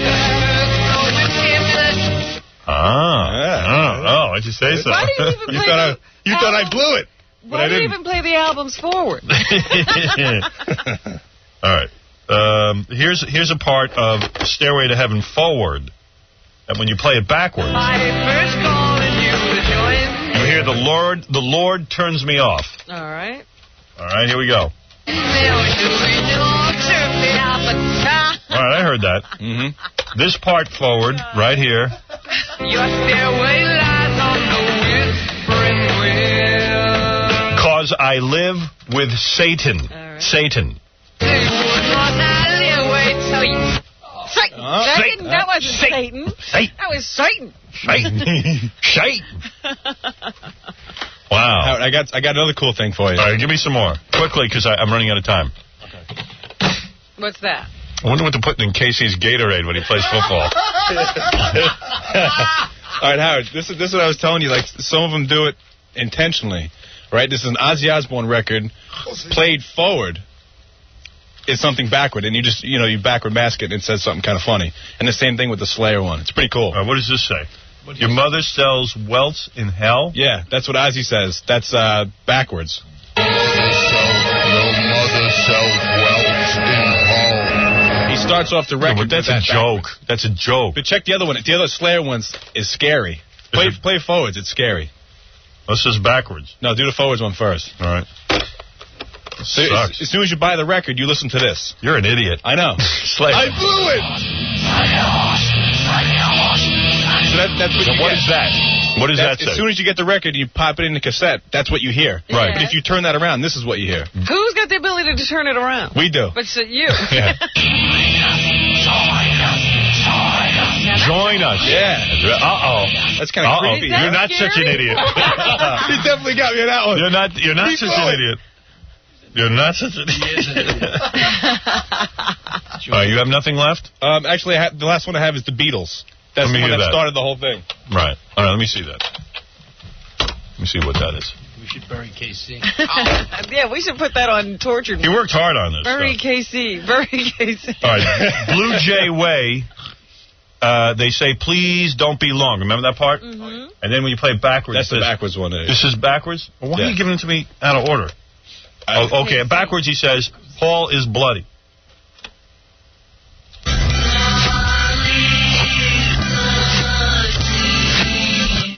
See? Did you hear that? Forwards it's this. Please don't be long, please don't you be very long. And then it's Paul is bloody.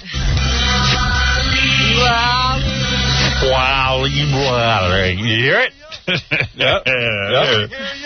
There it is. Casey's a true Are we done with this yet? You got last one right there. I'm so tired. What did he say? That's the original one. In 1968 or whatever, Jack, when did the album come out? The first Bleeders album. You like them? No, that's not. It's a White Album. Oh, the White Album? It says, I'm so tired, and at the end he mumbles like that. He says this. Yeah. And when you play it backwards, it says, Paul is dead, man. Miss him, miss him, miss him. Oh, please. So they started the whole I hear that. I hear that. You didn't hear that? I hear that. It wasn't intentional. I believe it was. That I believe was. I didn't hear it on Acid in 67. Don't hear it now. All right, is that it, or did you have more? No, I think we're good there, Howard. What would happen to the other ones? Which one? You played a lot. I'm going to smack you in the head. I think we played them all. You did? Yeah. There wasn't some other ones? Oh, yeah. Actually, you have in front. Let me see if I can find this for you. Oh. It's strange. What does he say there? Okay, I don't care. Do you actually think this effing bit works? Casey, really? think this bit will work? It's weird if you listen to it. Yes, and here's Stevie Wonder. Okay, what does Stevie say? Satan cleaned it up. What does he say here, Stevie Wonder? I think he's making a remark about something that he's wearing or something. I'm not sure. Yo, who put these stupid beads in my hair? All right. That is really dumb. You blew it. Get out. You're worthless. Got any games for us today? He does.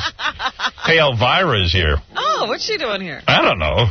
Listen to Casey's endless bit. I got to take a break, though. Oh, and then I got to read you what they're saying about me in the paper today. All right. Every day. Every day there's something about an me. article. Yeah. You know, I have a computer, a special program from IBM that Jeff Sick got me. I didn't realize that Jeff Sick. But anyway, Jeff Schick got me. Is that indicative of something? And it's like a whole archival program. So every article that ever came out on us, I stick in the archive. Mm-hmm. And I have 50,000 articles. 50,000 articles. How many articles can you get on this thing? I don't know. But I'm running out of room. I'm going to run out of room. I have to keep adding floppies. 50,000 articles. Can you imagine? You go into this archive. The President of the United States doesn't have that many articles. I swear to you. Maybe only him. There's no celebrity in the world that is written about as much as I am. It's absurd. How could I be this important to the world? You're not even that well known. I'm really not. There are certain areas of this country I walk around, people don't even know me. I don't believe it. It's an outrage. Even I'm disgusted by it. Oh, yeah. All right. Listen to this backward message. Well, all hell broke loose Friday when Jay Leno welcomed radio's shock jock Howard Stern to The Tonight Show in what most certainly will become a history-making performance. Before Stern's appearance on the show, Jay specifically said no jokes about the big guy, no Johnny Carson jokes whatsoever. Mr. Stern honored Jay's request, but Johnny's former sidekicks were fair game, as it turns out. It was a bad Johnny Carson, in case you're wondering. It seems Stern was a little bit peeved at Ed and Doc's recent appearance on the Arsenio Hall show. Take a look at this. The amazing thing to me is that here you are, a nice guy. I never heard you say a bad word about anybody. I never said anything bad about The guy is a gentleman. So I tune on this Arsenio, and right away, I'm not talking about Johnny now. I'm talking about Ed and Doc, two of the biggest loads on 2 feet. Ed and Doc. Let me tell you about this.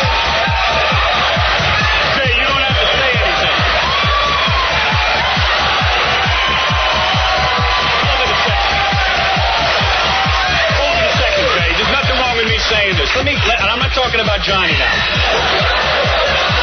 Here you got two guys, this Ed, for I don't know how long, 40, 30 years or something. He sat on this couch like a big fat blubber that he is.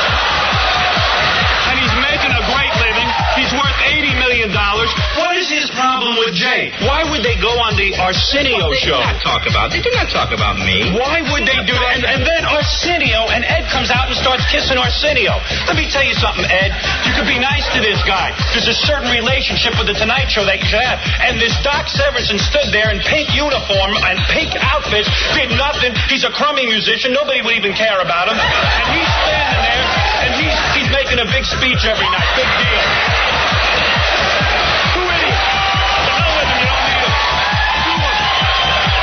And it just got better. Stern announced on the show he'll be doing an upcoming film called The Adventures of Fart Man. Stern also appears on the cover of Penthouse this month. And, of course, on his radio show, enjoys digging this place every now and then. And you gotta love that, don't you?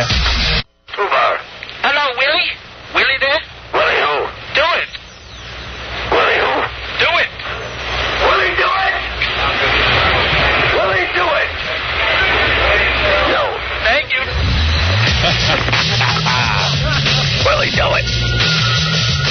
Jackie's Filthy New Oleo CD and cassette Hot Dogs and Donuts is in stores now. CD signing tour, here it is. Friday, 4 p.m., Rock 104 booth in Minnesota State Fair, Minneapolis. Saturday, 2 p.m., Sam Goodies, Mall of America. Friday, September 11th, the Warehouse at the Beverly Connection in L.A. For full schedule, 3D animated jokes, visit jokeland.com and get some of... Sounds like next week is the Jackie tour. Yeah, get some of Jackie's junk.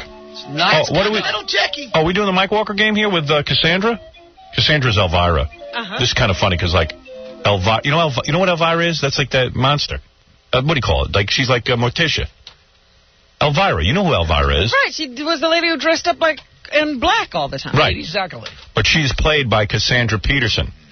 Okay. So Cassandra is here, not Elvira. Right. This is Cassandra. This is Cassandra. Not Elvira. Hey, Cassandra, you're cute. Not Whoops, bad. be careful. Easy, baby. That set is going to kill somebody. I know. It's very dangerous. Take a seat, baby. You relax, okay? She plays Elvira. Now, where is Elvira? Where can she be seen? I don't know. I thought maybe Elvira would show up, but Cassandra's here. It's fine. I don't care either way. Good. What's the matter? Oh, they didn't. My nose is running because it's cold. You doing coke or you're... Doing a couple lines before I came. Did you? No, I'm trying to calm down. Oh. You nervous? Yeah. I'm Don't be. nervous to meet you. Relax. Please, I'm We've nobody. met before, haven't we? Have we met before? Hey, Howard? Yeah. In that cup that's sitting next to her is Johnny Walker Red. Oh, you drink a little Johnny Walker Red? Well, everybody told me. I had 100 messages saying advice to be on the show, and it was all have a drink. That's Really? it. Really? Who gave you that advice? Oh, God. Shannon Tweed, Melanie Good. Really? They all drank before they came in? to be on this show?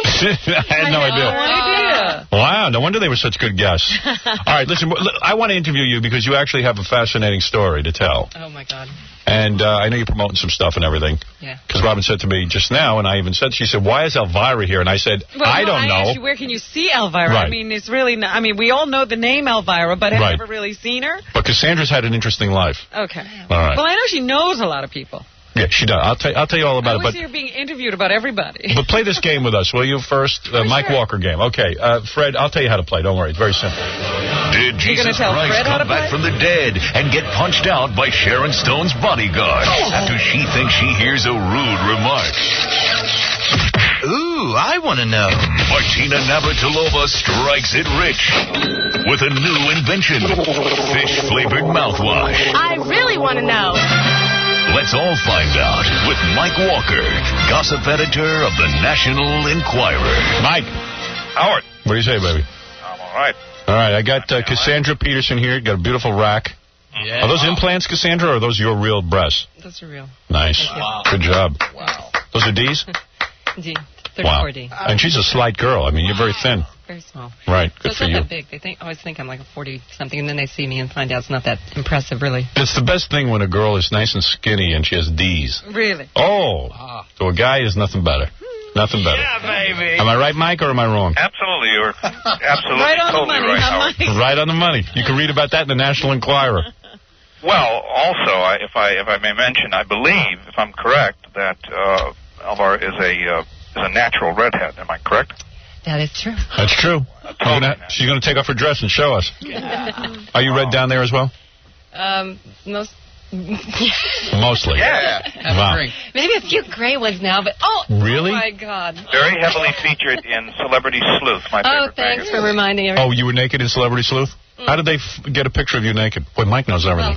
Howard, every I was a woman showgirl, has and I had these pictures from a million Oh, years you were a showgirl? Oh, yeah. Oh, I see. Oh, Mike, you gorgeous. said every woman has naked pictures. Every woman. My theory is that every woman has a set of naked pictures somewhere that a boyfriend or somebody took. That's true, Robin. You have yours. No, I don't. What? When you were in People magazine, you could see your breasts. But that wasn't a naked picture. That you could see through my clothes. Yeah. Robin, no one ever took naked pictures of you? No. I don't think that's true. Oh, I don't believe that. Yes, that is. In fact, that isn't true. Not pictures. Video. Video. Not a picture. That's a picture. Yeah, she had a boyfriend. She was in the shower and he was videotaping, and he was banging her. Oh, he did not. Yes, he was in the shower, Just taking a shower. and he had the video camera going. Right, I didn't know that. Right. Oh, man. You can buy it on the internet. I love to see that. Buy it on the internet. Listen to that. It's a screensaver. Robert in the shower with a guy. All right, Mike, give us the four story. Mike, by the way, is probably the #1 gossip guy in the country. He's the gossip editor for the National Enquirer. He's on TV all the time. He got radio deals. The guy's very, very He's successful. a busy man. Are you a multimillionaire? Is it safe to say that? Anything that you say is safe to say. But is that- By is the that way, true? on Lisa, on Labor Day, if you're home, watch the Lisa show. Patsy Ramsey's sister comes on to confront me.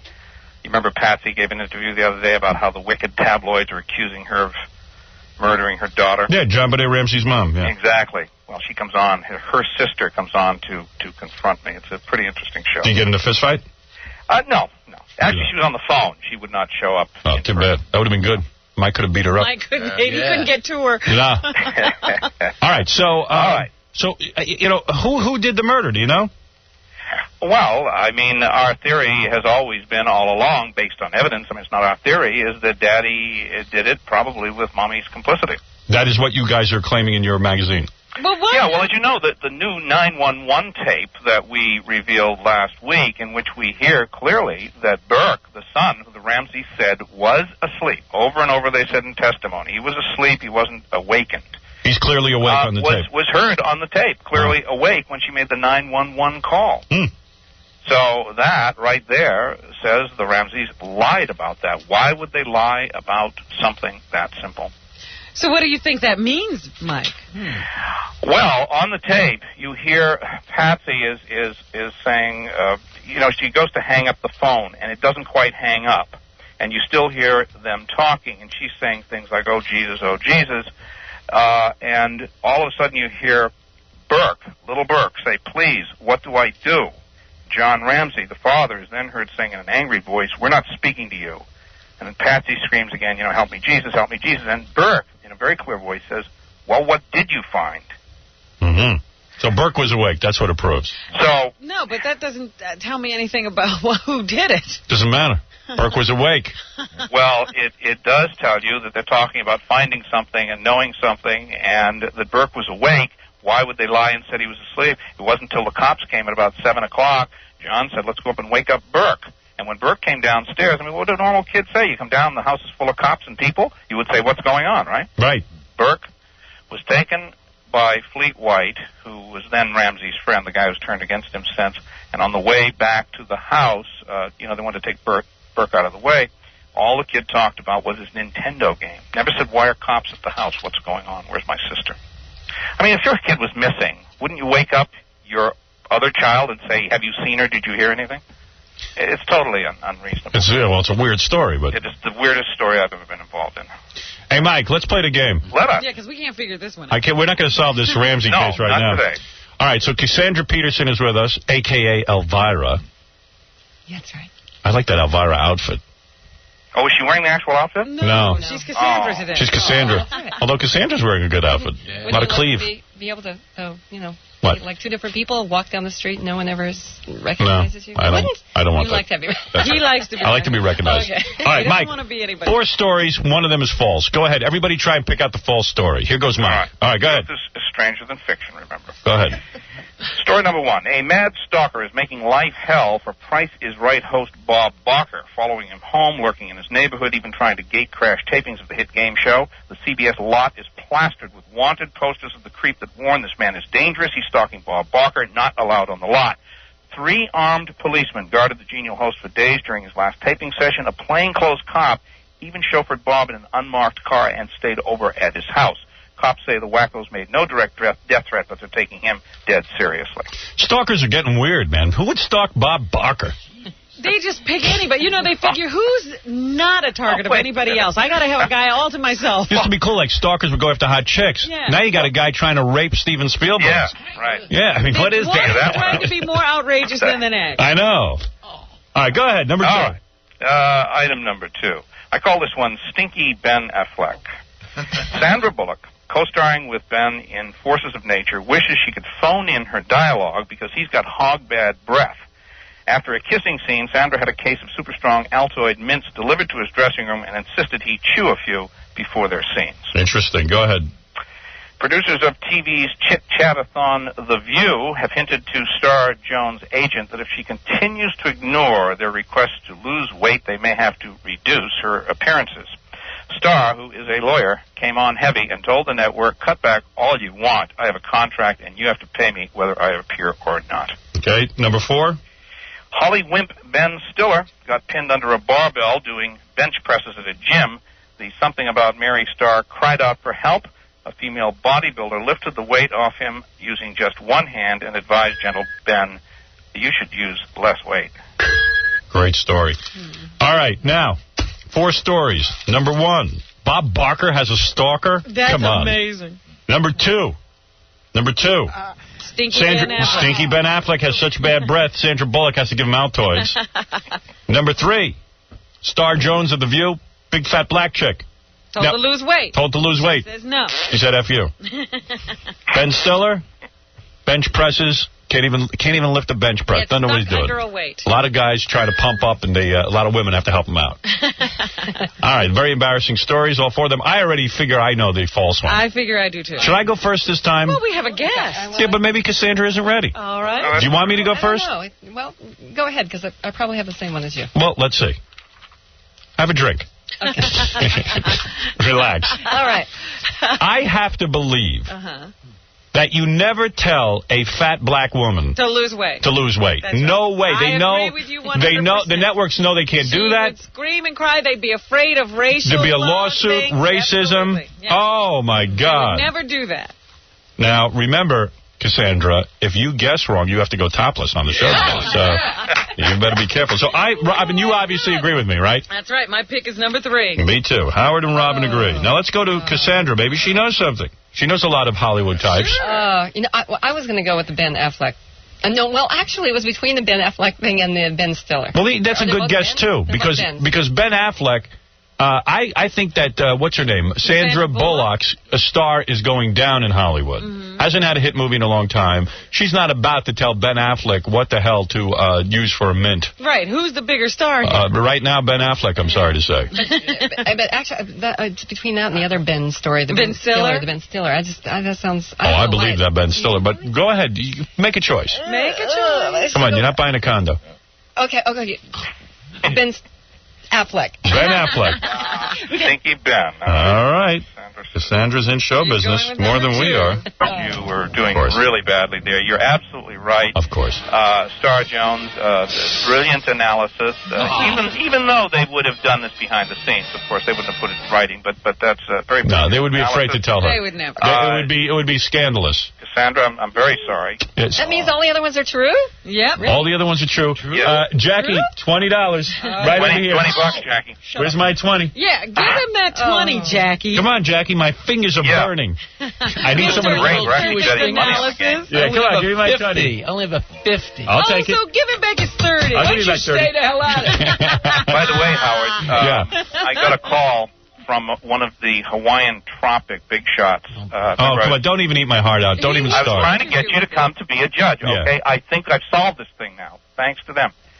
Not all of us have open marriages like you. Jesus. What you do... Did you hear what I said? Not all of us have open marriages like you. It's not an open marriage. My wife understands that I have to do this. But you're allowed to have sex with other women. This is not true. My wife would... Are you crazy? I think you kind of intimated that the other day. Howard was telling me you admitted that you have sex with other people outside of your marriage. I thought you did. Crazy? Are you crazy? No, you kind of said... Wait a minute. Howard, Wait a second. a year ago you were promulgating the idea that because I'm a gossip columnist, I'm probably gay. I thought you were gay. I'll admit that. I still think you're a little All right, so is it light in not the shoes. cheating if you sleep with guys? All right, listen. No, let me ask you a question. You said the other day, you didn't say you cheated, but you did say that you are the type that throughout your career... You spend 4 and 5 days out of the week away from your wife and me, please. Howard Stern oils down the girls at Hawaiian Tropic, and then it's a gig. They're wasting your their time. Honey, this is going to make us a fortune. Mike, listen, thank you for being with us. You're wasting your time. Mike Walker of the Great National Enquirer, paper I read all the time. He's got all the great stories. Look for him in the Enquirer, radio, television, everywhere. Thank you, Mike. Thanks a lot. There he is, the great Mike Walker. Ooh, now I know. Now I know. Me too. Thanks, Mike Walker. You're listening to the man who thinks he knows everything, Howard Stern. All right, Cassandra Peterson's here. She was horrible at the game, but she didn't win the game. But who cares? Well, I was going to go with you guys, but I thought it would be more interesting. It is more interesting. Have your own opinion. No, that's right. I won $20. Yeah, all right, so listen. Cassandra is starring in a large format 3D film, Encounters in the Third Dimension, which will be in theaters at the end of this month. 3D? Yeah. 3D. Wow. IMAX. And but listen, never mind that. What? Oh, yeah, the IMAX thing? IMAX 3D. Oh, and it's like a horror thing? Yeah. And it's... and you're Elvira in it? Yes. Yes. But you're also an actress, right? Well, yeah, but mostly I just do Elvira. I mean, you were in The Groundlings with Phil Hartman, a comedy troupe. Did you know Phil real well? Oh, very, very well. Really? Very good friends. You couldn't warn him that his wife was cuckoo? Well, she was the one who did warn said him? I did try to warn him.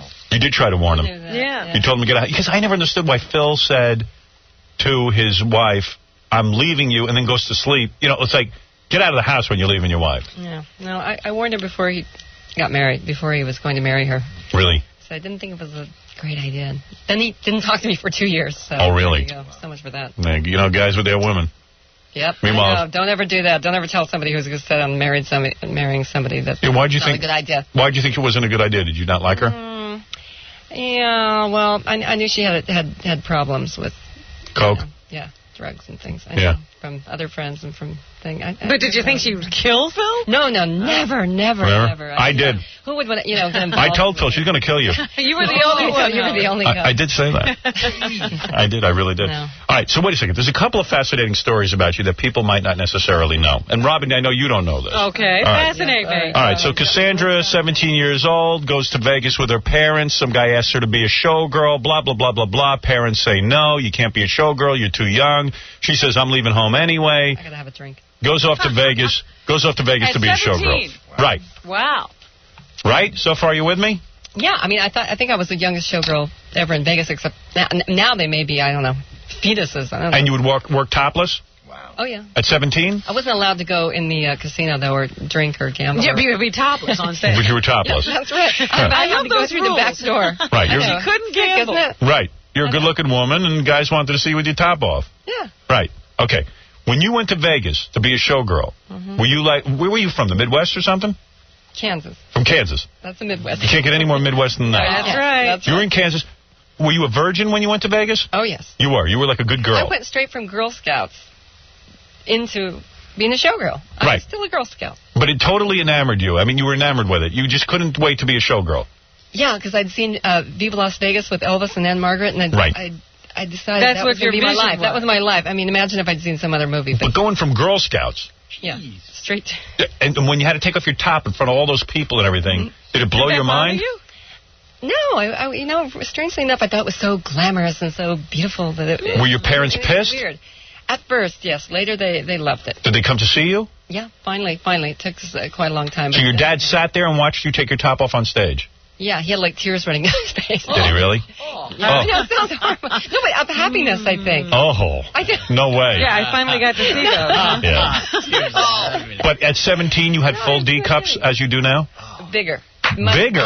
What do you mean bigger? Because I was, it was like the end of the 60s, and Zoftig was in, and I mean, I was so much bigger. I mean, I had You were heavier. gigantic, a big butt, everything. Really? But, in the 60s when everybody was like, yeah, I wasn't a big fat cow or anything. I was still. You had a nice figure. I was like boomba boomba, Wow, you were big. Skinny little. And this was pre-breast implants, so to have a girl with big beauties like that. They had, I mean, then they just injected you with silicone. There was showgirls with like lumps. acorns and lumps all over their entire. They would put the silicone right into your breast. Right, no sack. Yeah, just into it. And So- there were girls with like egg-shaped things on their stomach. So you're a big find back then because they need girls with big breasts who are willing to take their tops off, who have hot bodies. So how much did you get paid for that? A lot. I actually, this doesn't sound like that much. Okay, I got $350 a week, but believe me, for a 17-year-old straight out of high that's school good money. in 1969, that was a lot of money. Right. Did guys want you to turn tricks and stuff because you were a showgirl? No, that is such a giant, Well, I figure you're a naive girl, you're 17, people want to take You don't advantage. have time because you're working all the time. You go in at 7, you come home at like 4 in the morning. How soon when you get to Vegas do you start making love to guys? Because suddenly you're in the fast lane. And you're making money and all that stuff. Took me till I was 19. You did? Yes. You waited 2 years. Mm-hmm. Can you believe? I mean, nobody believed me, but yes, hi, I'm a virgin. No. All right. Now listen to this. Guess who took Cassandra's virginity? All right, it's Las Vegas. All right. Now let me tell you contest, something. okay. Technically, she had had sex with some guy before this big celebrity. Technically. But the guy was so small. She still She was a virgin. You were intact, right? Right. So the first guy you ever had sex with was very tiny, right? How many inches? Well, hold on. I'll get to you in a minute. How many inches? Then it was all so hard to. You don't have any relative thing to measure it against. But it didn't even hurt, and there was no. You didn't know what you had. You didn't feel anything, and you said, "Hey, the sex is a lot less than they make." Why did I put this off for so long? Right. What's the big deal? I know. It's like. Oh, and it was probably over in a second, and he wasn't all that big. That's right. Okay. Was he a kid? Good friend. But Was he a friend, right? No one famous. All right, so technically she was a virgin. She meets a big celebrity. Major Las Vegas celebrity? Yeah. White guy. Oh, shut up. Okay, I'm just giving you a clue. Wayne Newton. No, because, no. And not Liberace either. Okay, wait a minute. She meets... Wait a minute. I'll tell you, you'll never guess. You've actually met him a bunch of times. Tom Jones. Okay, there you go. Tom Jones, the single. What's new, Pussycat? Whoa, whoa, whoa. Yeah, that song has new meaning for me. So you were 19. You meet Tom. Jones? Wait, the story gets better. Wait till you hear this story. This is a mind blower. All right, she's a 19-year-old girl, hot chick. Yeah. Okay. Come on, get in front. Take another drink. All right. Okay. All right. I need it. All right. 19 years old. Cassandra's in the casino. All right. You meet him where? You meet him in the show. He came and saw my show. Okay. Spots you. Probably says to someone, I'd like to meet her. He has all the girls come over to his after his show for a big party. Wow. I mean, just a party. A regular straight. Normal. And you're impressed because it's Tom Jones. Oh, I love Tom Jones. I was totally. Right. But he's a good-looking guy, big star, money, the whole thing. The tight pants, everything. Oh, so when he starts paying attention to you, you're enamored. Oh, absolutely. Where does he take it? He deflowers you the day he meets you? Yes. Okay, so you were up for In a this. hotel suite. Right, so he takes you to his hotel suite? Yes. It's probably That's where the party was. Yeah. Oh, at the party. Caesars. All right, there's lots of good-looking girls up there. You're singled out. Mm-hmm. Wow. What's his move? Does he take you into the bedroom? Does he get everyone else out of there? Tell me everything. Because it only gets better. Go ahead. We hung up. We hung out for a long time at the party, and he was very, very charming at that time. Very charming. Yeah. Creamy, champagne. Would you like champagne? My dear, I would love to give you champagne. Yes. Really nice. With that Welsh accent. Having a great time. Right. No, that went on for a long time, Finally, everybody started leaving. Mm-hmm. And you said, hey, maybe I'll leave. Bodyguard people are sort of pushing. Yeah, they're pushing everybody out. And what are you wearing? They're alone. La, la, la. Are you oh my God, my typical, unbelievable stuff. I mean, I see pictures now, and you're like, like a hoary outfit. Oh yeah, absolutely. I mean, you're a showgirl. You've got like 4 inches, just 3 pairs of eyelashes on, and right, lots of skimpy, a wig and skimpy outfit. Oh yeah. All right, go ahead. And like kind of, I don't know. 60s. Right. All right. So you looked hot. You're a good-looking girl. Yeah. Well, yeah, I was trying to be. And right. And anyway, and so then just I don't even remember. So he takes you into the bedroom. End up in the sack. Wait. They end up in the sack. And what happens next? What? All right. Tom Jones. No, Tom Jones is huge, as you know. You've heard the rumors. Well, you saw it. Right. Did you saw it? When he disrobed in front of you, were you shocked at the size? I don't think I looked. I didn't want to see anything. All right. So he climbed on top of you, and he began to deflower you. Yeah. All right. Well, you began to cry. It hurt so much, right? Oh my goodness. I did. Okay. And he said, "Oh, you're lying." They had to bring. Oh, come on. Right. He didn't believe. No. He goes, "Oh, please. Oh, come on." By the whole episode. Now, what happened? So you said, I'm in me. He put you in the hospital. Something, I don't know what happened. I didn't look. He didn't bring you to the hospital or anything. Nothing. You said, Mr. Jones, this is the first time I've really done this. He did not believe me. I said, I'm like a virgin. He goes, oh, yeah, right. You're a showgirl. Yeah, I'm so sure you're he's completely. He was angry. He was sort of like, thought I was doing something maybe to sue him or so. I don't know. I don't know. I mean, in retrospect, I think about that and I go, maybe he thought I was pulling the fast one, but I wasn't. So you go to the hospital and you say, listen, they said to you, what happened? I don't know. You said, listen, I was just in bed with Tom Jones. Yeah, that's the diagnosis. What happened to this woman? She was in bed with Tom Jones. And they had to stitch you up. No, I just said, I don't know. It's not stopping, and I think I better check this out. So the doctor looked at you and said, you need stitches you need a couple of in your most intimate of areas. That's right. Which was almost as bad as the whole thing. You never had children, right? I did now, yeah. Oh, I have a 3-year-old now. Ironically, it was unusual. It is unusual. And he was sort of really a jerk about it. I mean, then later, I don't know. It's Tom Snake is in the room. Yeah, go ahead. Yes.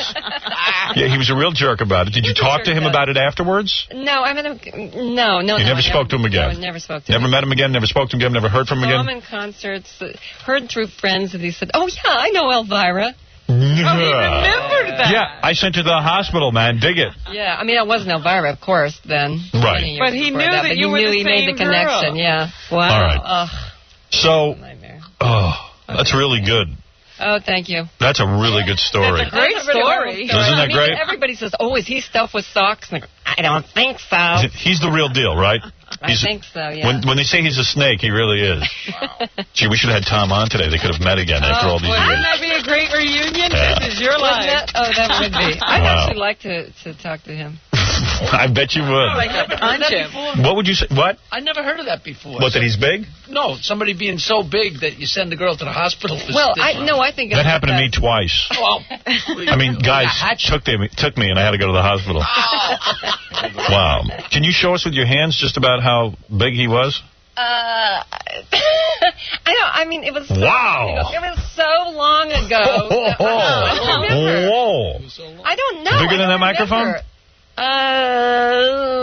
Similar. Wow. Microphone. Wow. That's like that microphone's like a cucumber. Oh. Yeah, a big cucumber. Big cucumber. Wow, like Robin. A can of beer. Robin could handle it. No. Thank you, no. A can of beer. Wow. Wow. This is kind of an interesting story. You at a point where now what did I do? After you were a Vegas showgirl, and I guess before you became Elvira, you auditioned for the part of Ginger in Gilligan versus the Harlem Globetrotters. What? They were making a movie called Gilligan versus the Harlem Globetrotters. Gilligan from Gilligan's Island. Yeah. And I guess they needed a Ginger because Ginger was all ragged out about doing it. Yes. Oh, yeah. And I love Ginger. I mean, I thought Ginger, I grew up going, oh, my God, Ginger was my idol. And right. I always did a sort of Gilligan, let's keep her in. You know, it was yeah, you could have done that part. I was sitting here looking at her, and I said, she could. She's a Tina Louise lookalike. Right, and you didn't get the part, and you considered this the bottom of the barrel, right? I did. I was going to quit show business. That was it. Yeah, I mean, that's sad when the bottom of the barrel is you didn't get Ginger. And then you got, right, That's how depressing my life was. And you kind of look like Ginger. You got that Ginger vibe. Yeah, when I didn't. If I choose the Gilligan thing. Yeah, you kind of look like Ginger. So you got you bummed out, and then finally, just at that point, Elvira came about. How did Elvira manifest? Yeah, I was quitting show business. I mean, that was it. Right. I was going, this date, this is my cutoff from show business, never doing it again. And a girlfriend called me on my honeymoon. Right. Which I've been married for 100 years now, and on my honeymoon said, come back, they're auditioning, they want somebody who's funny, but, like, sexy, too. So. And where is Elvira, though? I don't see Elvira anymore. You know what I mean? Like, where do you do Elvira? I don't have a television show, but I do merchandising. Right. You're busy doing vampire shows and action figures. And action figures and pinball machines and video games. So you're busy. Yeah, very busy. I see. Busy. But don't have a television show. Right. Mainly because can't get a hold of those horror movies I used to have. Anyway, so I don't know. They said come back, and then I auditioned with 1 million people and got this part. And I thought, oh, how embarrassing! I'll get a really good. And by the way, Vampira. Remember Vampira? She sued me. She sued Elvira. Right. Which, by the way, you went to court. I guess you went to court and showed up, and it cost you about $10,000 for a lawyer, and she never showed up in court. Oh, it cost me a lot more than $10,000. Really? Yeah. Well, let me ask you something. Had you ever seen Vampira? I had seen her, but just recently, and like seen her in Ed Wood movie Plan 9 from Outer Space, and knew who she was and all that, and then all of a sudden she's suing me. I mean, I go like, sue Morticia Adams, sue Bride of Frankenstein. Right. I don't know. So she was just angry and bitter that she wasn't Elvira and had no money and she's really down there. So now it's over. Sorry for her. Right. That's over. Is she still alive? Yeah, I believe she is. She's like really old. She only has one big tooth. I've seen her. Oh, you have seen her. She really is Vampira now. Sounds like have her on the show. I would. Wacky wow. I'd be happy to. I'd like to have you both on in a debate. Elvira versus Vampira. It'd be great. Here's a guy who digs you, wants to just say hello. This is Doug. Doug, go ahead real quick. Hey, I just wanted to say that Elvira is just beautiful. Oh. Thank you. Thank you. I've been watching you since I was just a little kid, and I just think that you're beautiful. Oh, I'd love to hear that. Tom Jones thought she was beautiful too. Yeah, they all did. Yes, they did, huh? I still think you're beautiful. What famous guys were you with? I had some fun times in Vegas meeting all not like that Tom Jones thing, but I had some wacky stories like about Frank Sinatra and about. Did you do him? Davis Jr. No, I didn't. Wow. Did you do Sammy? No, I had funny thing.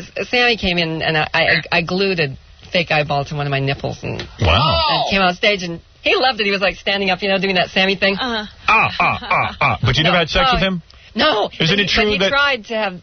He had all the showgirls over to his house, and I think Was he gay or not? I mean, Oh, no, I don't think Really? so. I think he had a thing with his wife. I don't know all the details. It was something about Altavis. And I don't want to go into it. I don't want to know. Please. I don't want to know anything. I honestly don't. I don't want to know. I don't want to know. But Unless she's dead. You must have known. She knew Will Chamberlain. Yeah? In fact, she I brought. did? Yeah, you brought. Didn't you bring Will Chamberlain into a casino and they tried to throw you out because you brought a black man into a casino?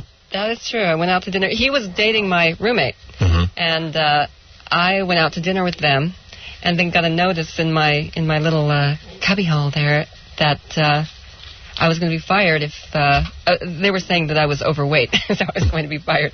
And I later found out from somebody who worked there that don't you ever be seen with a black man in Las Vegas again. Really? Because you're a showgirl? No, because I don't know if you know, like about in the 60s, but there were no black people in Vegas, and when they were, it's like Sammy Davis Jr., and people were forced to use the back door to come in. Oh, really? You mean they could perform Sammy that, like was forced? Me. Yeah, all these people. Oh, I didn't know all that. These people. Carl, go ahead. You're on the air. Yeah, hi.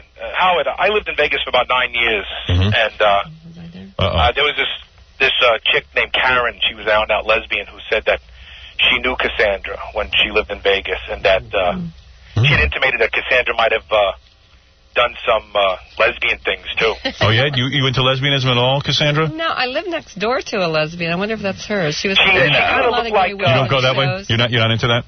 No, not really. It's too bad. That'd be a good story, too. Well, there was a lot You think after Tom Jones you might go gay? Right. Yeah, really. I think the lesbianism in Las Vegas is like there's no guys around. You're always with women, and like the next. Oh, that's not true. What's not true? No, I think so. There's no guys around. Did you know Nifty? Did you know Nifty, Frank Sinatra's valet? No. Nifty. Never heard of it. Wow, what a name. Nifty. I Yeah, remember his that. father was the entertainment director for Caesar's Palace. Who cares? Anyway, listen, I want to Was thank. Karen a short little dyke that? I don't know. I don't know anything. She was. I think I do know her. I Did think you I have hung sex out with her or not? No. No, you didn't. At Lake Cafe, there was a gay club I went to all the time because I liked to hang out with the dancers that were in the show, the men. So you were totally into guys. Yeah. All right, because this is a Senate investigation going on. I know. All right. I feel like it is. Cassandra Peterson is Elvira. That's for sure. She stars in the large format 3D film Encounters in the Third Dimension, which will be in theaters at the end of this month. So you go to one of those IMAX things and you see what 3D. And it's a horror IMAX film. That's 3D. great. Yeah. Oh, cool! And it's a real movie. It's actually, I'm doing like a music video of my song Haunted House on my new CD. Imagine those beautiful breasts in 3D. 3D on IMAX. Oh, I love that. 4 stories high. Climb every mountain. In the movie, Elvira performs the song Haunted House, which is available on the CD. Elvira presents Revenge of the Monster Hits. I want to thank you for coming in here, Cassandra Peterson, and telling us about being ripped by Tom Jones. Oh, thank you so much. I love it. Oh, get that off my chest. We can't wait to see Tom again now. Yeah. I know, I can't wait either. Yeah, we're going to have you in the Hey, next have time fun, Tom dude. comes. You I bet. love it. Oh, yes. Like War of the Roses. Thanks for coming in, Cassandra. Thanks. All right. Blah, blah, blah, blah, blah, blah, blah, blah. With anyone. But if I see you out and about, it's such a crime. I am the king of all media, as well as the king of poisonous butt fumes. My show is like a bad fart, but you will learn to love my stench, and you will come to expect it and desire it. Flop, flop, fizz, fizz. Oh, what a relief it is. Oh, I see you got your second win. All right, very good. Well, here's my second win, woman. Stand by for another blast from my sphincter cannon. Mother of God, it's all toilet sound. By any chance, did you ever accidentally fart in the catcher's face? Pardon? By any chance, did you ever accidentally fart in the catcher's face?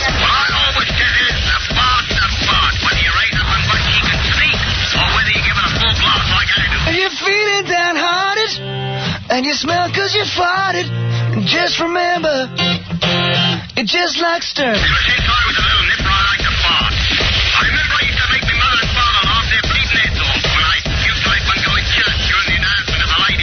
Can we talk about anything besides farting? And you're wondering about where your flatulence is. I am the king, damn it. No one can escape the wrath of my devastating natural aroma.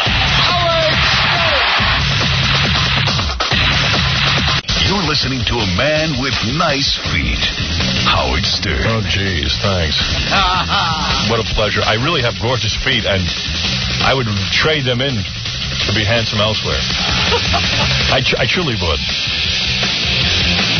You know, I was thinking, you drive in your car and you get into a habit Okay, let me tell you what prompted this, and then Greg Gumbel will be on the phone. We'll talk to him. Humble Gumble. The humble Gumbel. The successful Gumbel.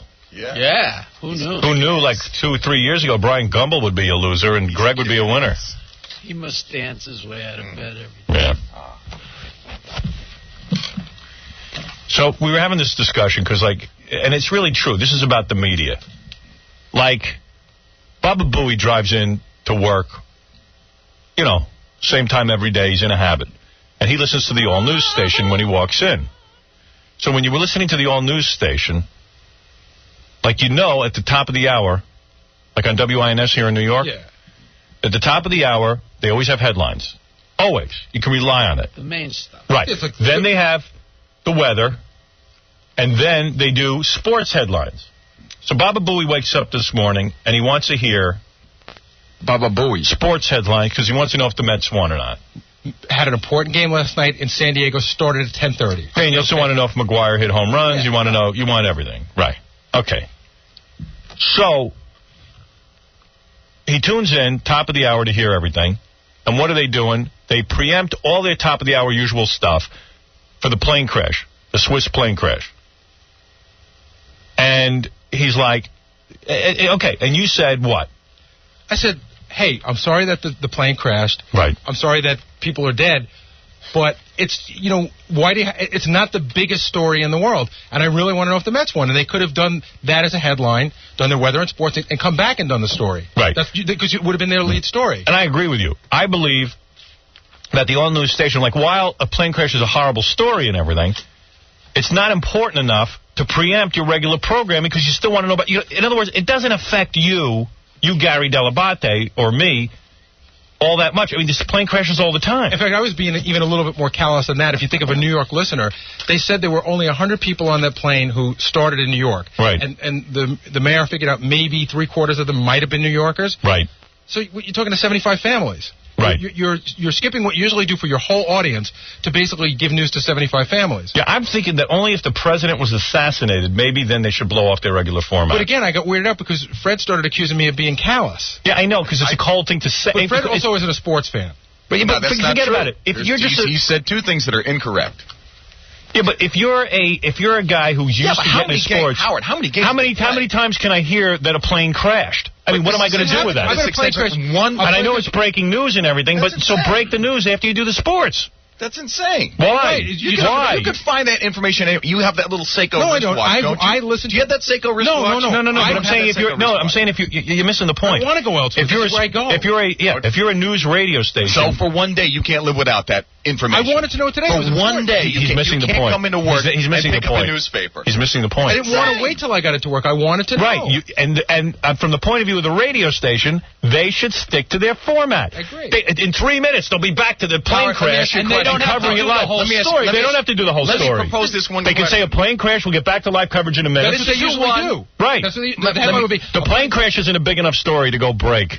To break away from regular sports and stuff like that. Because there was no news. Because they're sending their audience to another radio station. Let me ask you a question. Yeah. You say that the plane story or whatever is not that important. No, I didn't say that. It's an important story. But it's not important enough. It doesn't change his life, right? Right. It doesn't change his life, right? How does the information about a baseball game change your life? Tell me what to care about. What not to care about. No, he's missing the point. Again, Fred, I'm not missing the point. You missed the cat point yesterday, and you're missing this. Yeah, go ahead. Although it's really sad about the plane crash, I was on another news station listening, and I was getting mad because I couldn't hear the traffic report.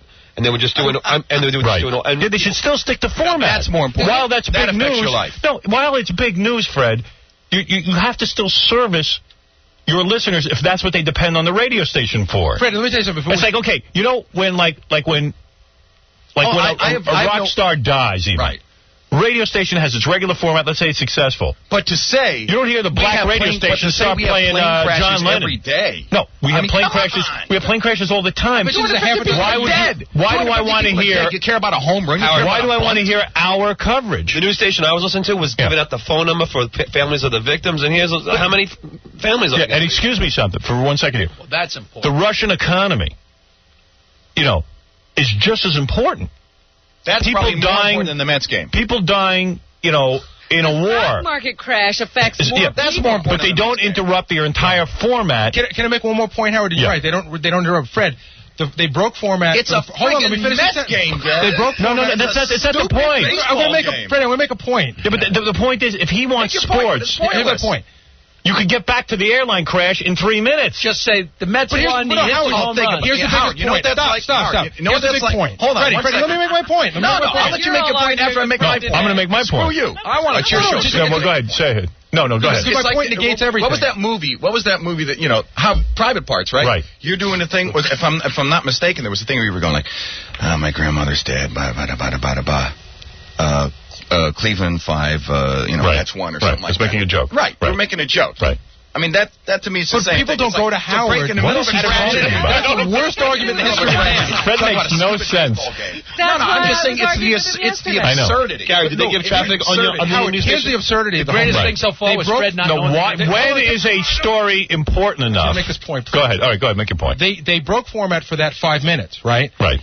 By 5 after 5, they went on to other stories. Do you know what I mean? It was like it wasn't even like it had to be their whole half hour. Right. They should have done their top of the hour format. Because that's why people So I guess those tune in. 250 people don't matter. But he knew they were dead. He knew they were dead. What is he going to do? Listen to that for an hour? Well, in the headline. That's the point. Got my sports and heard the story. Now, to use your words, that you said that. How much does he have to hear of that story? Seriously, Fred, how much of that story does he need? Was there about He's aware of the airline crash. It's like a comparison. You're not getting it. It's like baseball game. Forget it. This is silly. TV, watch the news. I hate to argue with him. He's so silly sometimes. No, that's not silly. But can I stop the argument for a second? And I'm just saying, what story would be that important? Maybe the president gets assassinated, but even still. No, Gary would want. Yeah, but Gary's right. Last night's score. I still say, even if the president gets assassinated. Bleeding in the middle of a floor. Right, I'm sorry. Do they have to talk about every bullet that went into his head? I gotta know if Mark Black got his Let's say the president gets assassinated, and there's breaking news. I mean, it's coming in fast and furious. There is much new news when the president gets assassinated. Has the vice president been notified? Right. Okay, so maybe. Much new news. Maybe then you break format, but not for the plane crash.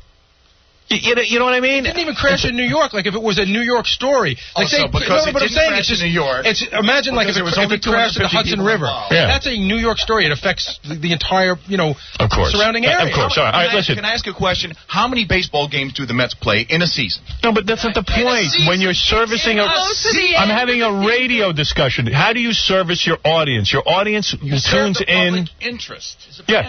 No, you don't. Wrong. You don't serve the public interest. You serve your audience and what they're accustomed to receiving. There's no such thing as public interest. There's a reason they set up this format. Maybe the audience is interested. Maybe Gary is the exception. Here's the deal. Of course. I listen to the station every morning. This is silly. I know that at the 1s, minute after, 11 after, I know I get the traffic. Right. I know a quarter after and quarter 2 I get the sports. I know when to get what I want. And I depend on it. Right. And I didn't get it this morning. Right. And it's annoying. They didn't give you traffic either, Gary? No traffic either. Oh, that's important to all the commuters. It blew up that whole thing. Right. It threw up the whole thing. And the weather as well. So, Freddie, at least... At what time in the morning were you listening to the traffic, John? What? Excuse me? At what time in the morning were you listening? Oh, come on, Fred. This is silly. You got to be putting me on. You got to be putting me on. No, because I think that's crazy to compare a baseball game. You had more leverage with yesterday's argument. Yeah, I mean, as crazy as you were with Robin yesterday, this is worse. This is off the map. Oh, you guys are insane. Wait, Freddie, there's hundreds of thousands of people who need to know what parkway to take into work. He's a real smart guy, but he doesn't even understand the argument. Not only do you know how some people fight like a mental patient, he argues like a mental patient. Yes, I'm telling you, if I didn't take him out of Hartford, he'd be in a mental institution. There you go. I know it. Preclude the other. Yeah. I saved you. Giving you the main part of it. Of course, even Jackie understands him. He's drunk. I think he's a pothead. I think what's mental is being upset that at 5 after 5 you can't hear a baseball game score and 250 people are dead. Hey, speaking of sports, hey Freddie, what are you doing for those 250 people? Right. What am I doing for them? Yeah. You care about them so much. What do I care? He's doing nothing. I care about them. So what are you going to do? Just, it's like, what's the difference? He's going to listen. Well, what are you going to do for the baseball players, Gary? You're going to send them. I'm going to follow them and support them. All right. Speaking of sports, Greg Gumbel is a sportscaster. Yes, and football. I remember a couple of years ago, Fox took over sports. Mm-hmm. They took over football sports from CBS. Actually. From CBS, and Greg Gumbel was all his buddies left him. Greg, do you remember this? Greg. Hello. Do you remember this, what I'm talking about? Well, the plane crash? No, forget the plane crash. Oh. See? Now, should WINS, the all-news station, break format because of a plane crash? No.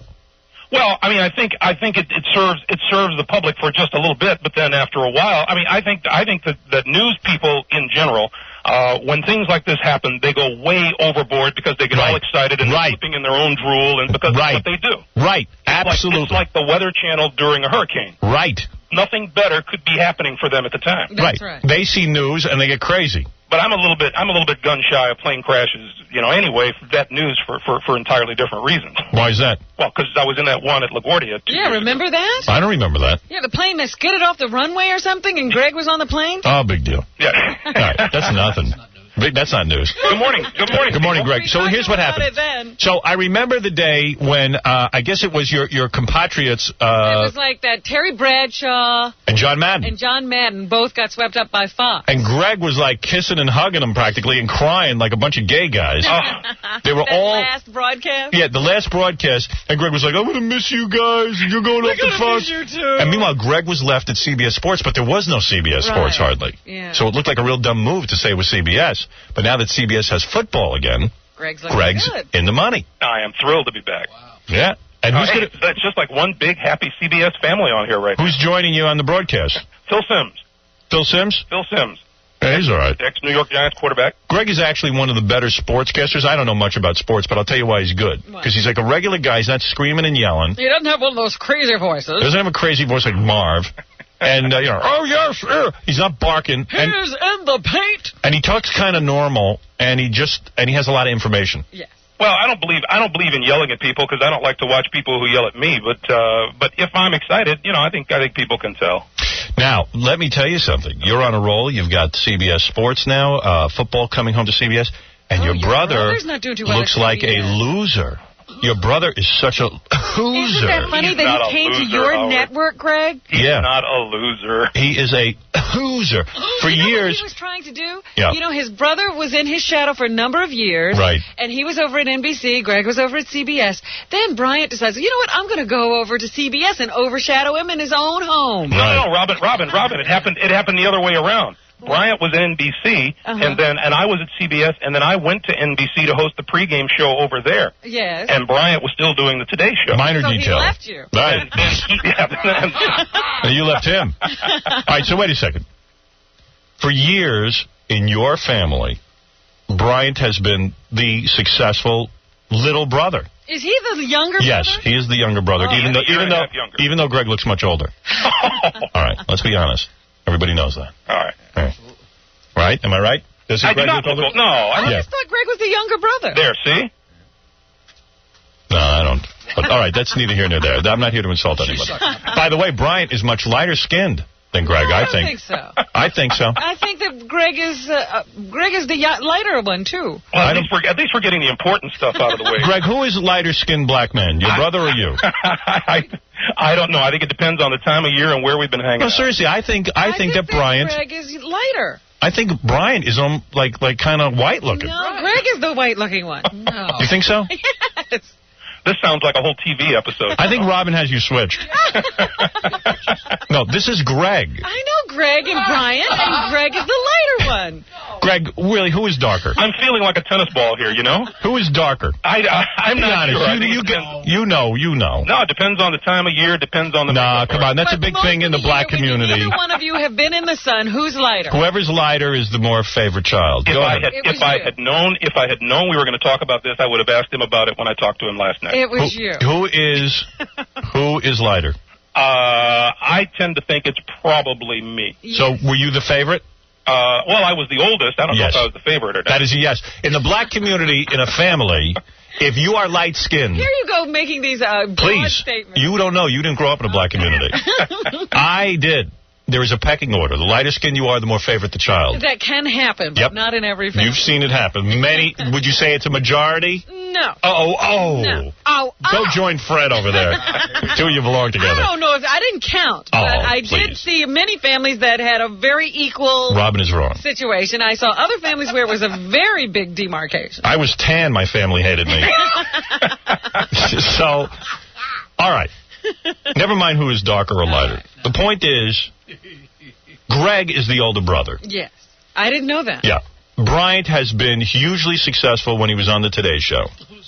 It was very, very difficult for him to live in the shadow of a younger brother. Well, no, that's not true. Please, okay. Don't interrupt me. Those family reunions could not have been easy. Admit that when you go to a family reunion, more time was spent on Bryant, all of his excitement, all of his activities, what's Jane Pauley like, what's this one like. You understand? Oh, you know who Bryant interviewed this week? Yeah, exactly. Would you admit that at least? Chernyenko. Well, no, because Bryant wasn't showing up at those family reunions. That's true. Bryant didn't even have to go home. He didn't even deal with his family. Well, you don't get along with your father, right? No. We get along fine. My dad passed away a number of years ago, but, you know. It's easy to deal with him now. Yeah, now. Well. All right, never mind that. Oh, I know what it is. You guys don't deal with your mother well. That's what the problem is. No, that's not true either. Your mother is mad at you guys. Why? I've read about the whole family. They're angry? Mom felt that she should be living out of the ghetto, and the boys wouldn't buy her a house. I doubt if they ever grew up in a ghetto. They did. What ghetto were you Did you grow up in a ghetto? Yeah, called Hyde Park in Chicago. Really? Exactly. The Hyde Park ghetto. Didn't your mom, a while ago, wasn't there a controversy where your mom felt that she shouldn't be living with so many black people? No, I think what that was a really loose interpretation by some writer who did an article on Bryant. Right. That Bryant could have afforded to buy her a nice home in a nicer area. It was his idea that she shouldn't be living there. My mom wanted to be out of the community. Well, why haven't you guys gotten your mom a new house? That's what I'm asking. She is living where she wants to live, and we have taken care of that. She lives in Hyde Park, just off of Lakeshore Drive. Could you give us her imagine? number? Give me your mother's number. I'm going to call up and find out the accuracy of that statement. I don't know. That doesn't sound right to me. What's up with that? You know your mom wants a nice house, but Bryant is too cheap. You may not be able to afford, but Brian can. She's starving as we speak. All right, you allege here that your mother is happy where she is. Yeah, of course. And you're willing to take a lie detector test to that fact? Have you talked to her? Maybe that's why. I think we talked to her more. No, you talk with your mother, right? Yeah, of course I do. But Bryant is estranged. No, Bryant's not estranged. You talk to Bryant. In fact, is she light or dark? Who is lighter, your mother or your father? My mom. Your mom was lighter. Yeah. And isn't it true that she was considered mulatto? No, that's not true. That is not true. Well, do you talk to Bryant? Of course, I talked to Bryant yesterday. And what do you say, nya? All right, here's my point. Your brother was considered the most successful of the two. And that is always difficult. Is he still? Yeah. Your brother is failing miserably. He came over to CBS, had to leave the Today Show. Had to start his own show. Yes, had to start his own show. Put about 5 minutes worth of effort into it. Wouldn't make a phone call. The show flopped, and now they don't even know what to do with him. What are they going to do with him? I asked him what he's going to do, and he says the last day of Public Eye is September the 16th, I think he said. Who cares? And then he said on the 17th he'll start thinking about what he's going to do next. You must have felt great to hear that. Now he has to explain to you. You know what? Greg, I'd be worried because he might want to start doing sports again. I am so happy for Greg. That what is it called? Public eyesore is off the air, and I couldn't be happier. Private eye, because he was the only one watching. You know what? I always felt that Bryant was very, very arrogant. And I felt Greg was a down-to-earth broadcaster. Nice guy. Nice guy. Good guy. Great guy. Great guy. And I am telling you this from the bottom of my wicked heart. I am so genuinely happy for you that your brother is failing. I really am. Has he hit you up for money yet? Oh, that would be great. I really don't think we'll be holding any benefits for Bryant in the near future. You hear from Marv at all? Marv Albert? No, but I did pass on Hang it. Did he ever sing show tunes with you? No, I don't. Were you shocked? I don't think I've talked to you in a while. Were you shocked? You know what? Last time we talked was when you had David Wells on. Yes, that's true. And I called to say hi to Dave. Yeah, Dave almost had another perfect game. I know. But he choked.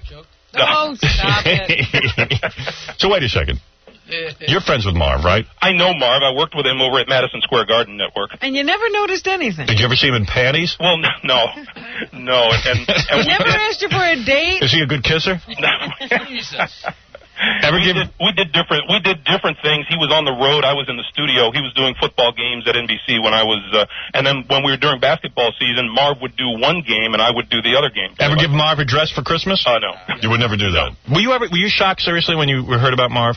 Well, I think you're probably shocked when you hear that about anyone, and you don't know how much of it is true or what's true. But I think what's unfortunate is people have tended to kind of detract from his reputation and ability as a broadcaster. What is he doing? Who is lighter skinned, Marv or Brian? But what I want to know is what Greg's doing on the road. We find out Marv's doing. Guy, are we ever going to learn any weird allegations about you? I don't think so. You're very straight. I'm trying to be. Right. You've never put on women's underwear? Not in the last month or so. All right, and you've never had an affair? No, I don't think so. All right, well, there you go. Not asking anybody to spank you or bring home another guy? Well, that's a whole different thing. No. That's Brian's thing. No, Brian's a wild guy. Bryant? Is he separated now? Wait a minute. Bryant is trying to get back with his wife? Yeah, now that he's not successful. That's probably, somewhere in there, somewhere in between there is probably what's happening. Yeah, we ought to do a sportscast about that. Out. They're trying to work it out. Yeah, now that he's not successful, he wants her back. Great. Well, it's really good talking football with you guys this morning. Greg, why does your brother want his wife back? He finally got single. He loved to be with other women. It was only fun when he was cheating. Really? Is that true, Greg? I don't get into that. Yes, you do. I don't. Yes, you do. I'll come over there and kick your ass. Never got Who is lighter skinned? Brian's girlfriend or Dennis Rodman's girlfriend? All right, never mind that. You're right. We should talk about sports. Oh, yes. Let us congratulate you on, number one, having football return to CBS and being smart enough to stay with CBS during the lean years. No, I didn't. Oh, you didn't? No. Where'd you go? I went to NBC for 4 years. Oh, did you? Yeah. I forgot that. Let me congratulate you. You're just coming over with the package. You're coming over with the package. That's right. Oh, I'm so full of facts. Anyway, look, Greg Gumbel, the humble Gumbel, the nice Gumbel, the lighter-skinned Gumbel. Mm-hmm. The older Gumbel. The older Gumbel. The wiser Gumbel. Yes. Was that Fred? Yes. Greg Gumbel. I bumped into Fred on West 57th Street one day. He was one of the nicest people. Right. He's not hostile. Not at all. But who's not nice to Fred? He was cordial. You'll never see Greg Gumbel at that Million Youth March. I actually thought Fred thought he was being hassled by some stranger because I said Fred, and he kind of had this look on his face. Goes, yeah, and then I introduced myself. He said, "Oh yeah, how you doing?" Yeah. Oh, Fred has an attitude. Yeah, well, Fred doesn't like to be bothered by the public. I have no attitude. Hey, who does? Look in the mirror, Robin. You want attitude? He thought it was your brother. That's why. All right, Greg Gumbel. Don't hassle Fred when you're NFL football on CBS starts this Sunday. What's the big game this Sunday? Phil Simms and I are doing the doubleheader game on CBS. The New York Jets at San Francisco to play the 49ers. Nice. Right. Yeah. And what do you think of the Jets this year? I think they'll be better. I think they're a playoff team. You do? Playoff team. Yeah. But Bill Parcells has that kind of reputation and ability. Right. What do I know? Yeah. Talking sports with me is like talking to a guy from Mars. Or a girl. A girl.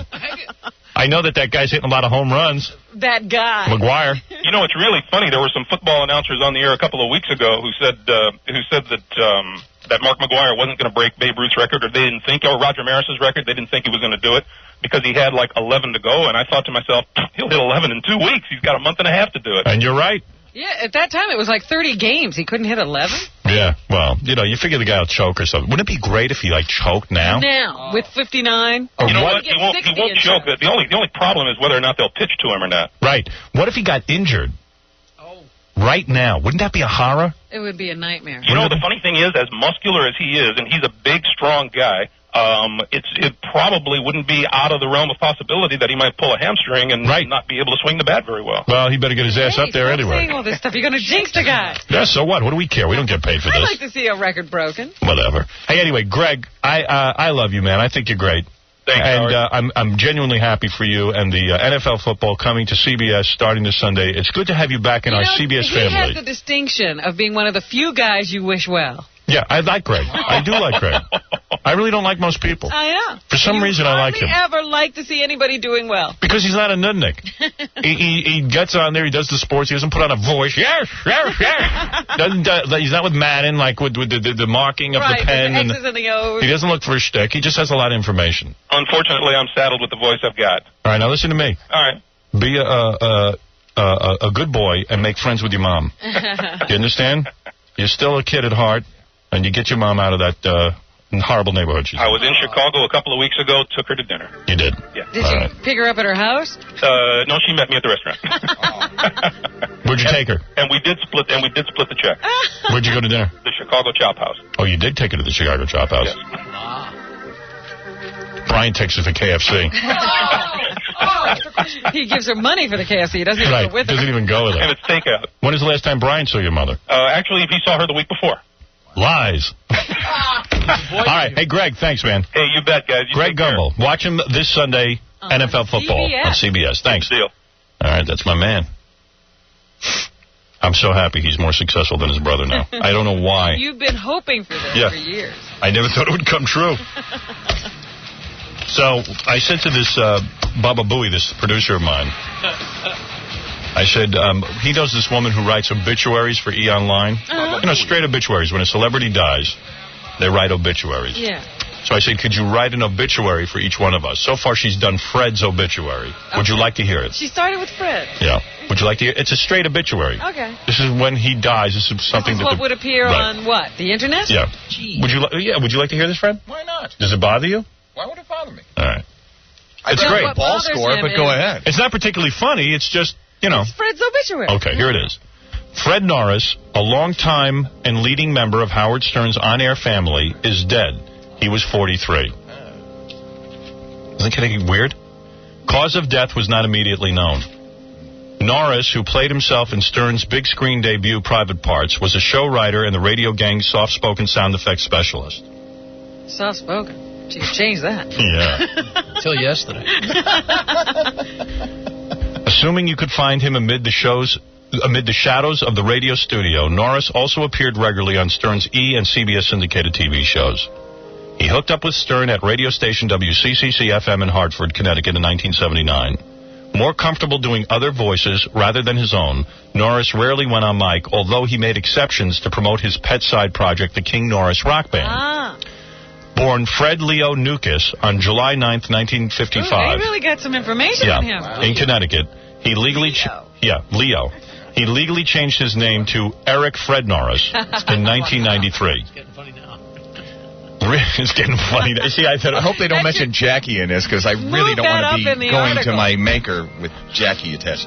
Reasons for the... Okay, he changed his name. Reasons for the move remained unclear, or at least remained unexplained. Why he changed his name. Okay. I think she's having a little fun here. With that secret. He is survived by a wife. That's it. No dogs? No dogs. That's it. That's your obituary, Fred. Complete. Yep. Can't wait for Jackie's. Nothing much is known about Norris. That was really funny that he went to the grave with that secret about why he changed his name. He wanted it to look good on his credit card. That's what he told me. Here's a question, Howard. What? What's it going to say on Fred's tombstone? Fred Leo Norris or? Eric Fred Norris. Or Fred Eric or Leo Jackie Norris. the Joke Man. No, come on. Answer seriously. What will it say on your Eric Leo seriously, Norris. He might legally change name. It will. Eric Leo Norris. Well, finally in death. Leo. Who are they going to Eric put in Fred Norris will be your tombstone. That's going to be what's on it. And who will be in there? Finally in death, he will assume his rightful name. You'll still be yelling. Wow. All right, good. There is your obit. That creeps you out? It was a little creepy. Yeah. It's very creepy. Yeah. The name change, man. No, you. Yes, you're on the air. Yeah. Yeah, this is David. Yeah. Go ahead, David. Yeah, David, you're on the air. Yeah. Howard? Yeah. You liar. Oh, come on. Hello? All right, I give up. I'll take a break. This guy doesn't want to talk. This isn't Howard. Yeah, it's Howard. You called the wrong show then. Here we go. It's Mark David Show. No, it's Dr. Dre and Ed Lover. No, sorry. I was all fired up about how callous you guys were about that plane crash. I'm not callous about it. I'm just saying, why would they preempt a regular format on an all-news radio station?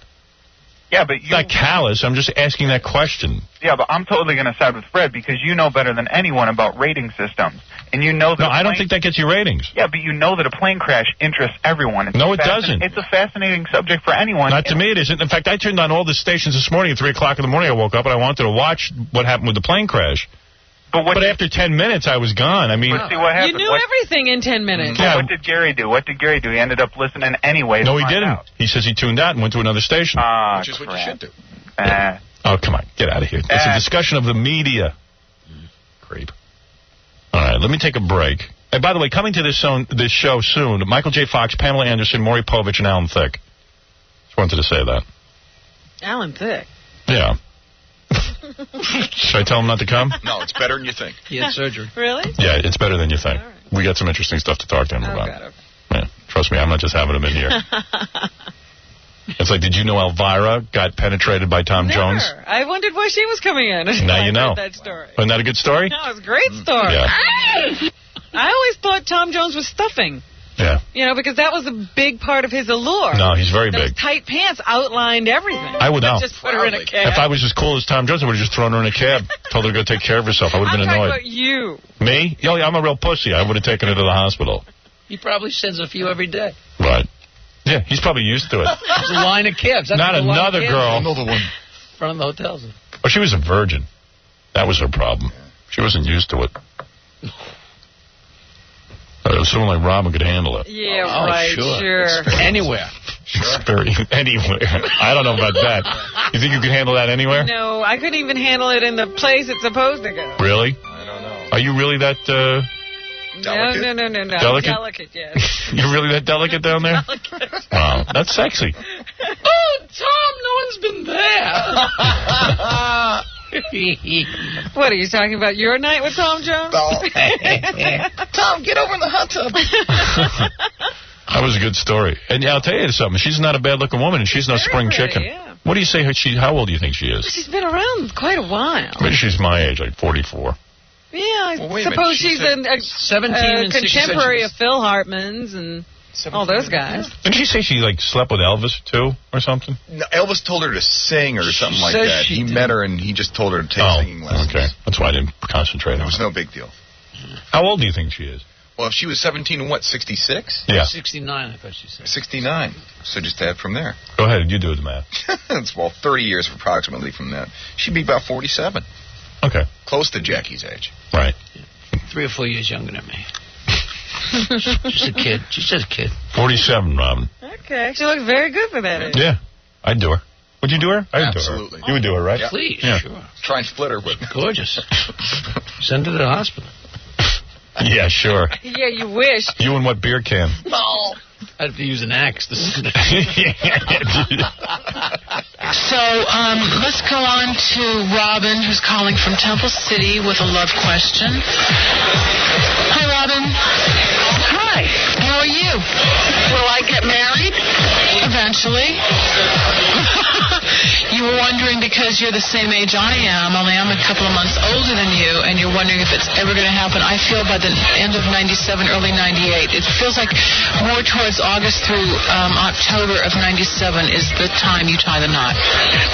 People won't say it to my face, but they think something's wrong with me. Some people even think I'm gay. What do you want me to say to you, Robin? Cut that, Robert. I'm going to bring something up that bothers me. An aluminum plaque on Highway 295 honoring Howard Stern. It shows him peed out of an outhouse because he supported Whitman for governor, and this is her way of rewarding him. That makes me angry. This is populist government at its best. He's a foul-mouthed jerk. Yeah. Well, he had a better seat on the stand up there in New York than he also probably did as much to elect Pataki those last few mornings, and Whitman. And you know what, Jim? I hate to say this. I'd love to have his numbers right now. I know what you're saying, but I still don't like it. Thank you, Jim Jensen, from your friends at the Howard Stern Show. Yeah, Jim, lighten up, really. Okay, a couple of things to talk about. Help me out with this, all right, because you're good at this stuff. Robin's makes a lot of sense sometimes, you know what I mean? More than anybody else on the show. Well, then we're in trouble. Right. So, all right, here's the deal. All right. Do you think I should go back to working out today, even though I had a cold for the last couple of days? Because I seem to be better today. How are you feeling? Are you feeling well-rested, rejuvenated, or are you just feeling sluggish? I feel better. How bad did you... What was that, Gary? How bad did you feel yesterday? Were you really bad or getting better? I was getting better. Because what I could do is skip the gym today and go to my hairdresser and have her relax my hair today. Why don't you do that? You think so? Yes. You think play it safe? I'd say just one more day. Have a time off after this. You'll be completely recovered. You'll have a good night's sleep, and you'll be ready to work out. Oh, you're so smart. All right, Gary, here's what you're going to do. I know what to do. All right, you know what to do? I know what to do. What are you going to do? I'm going to call our friend Tony and tell her that you're going to do Tony's not home. She already wrong. No, she just called me. No, she called you from an airplane. Okay. Okay. Oops.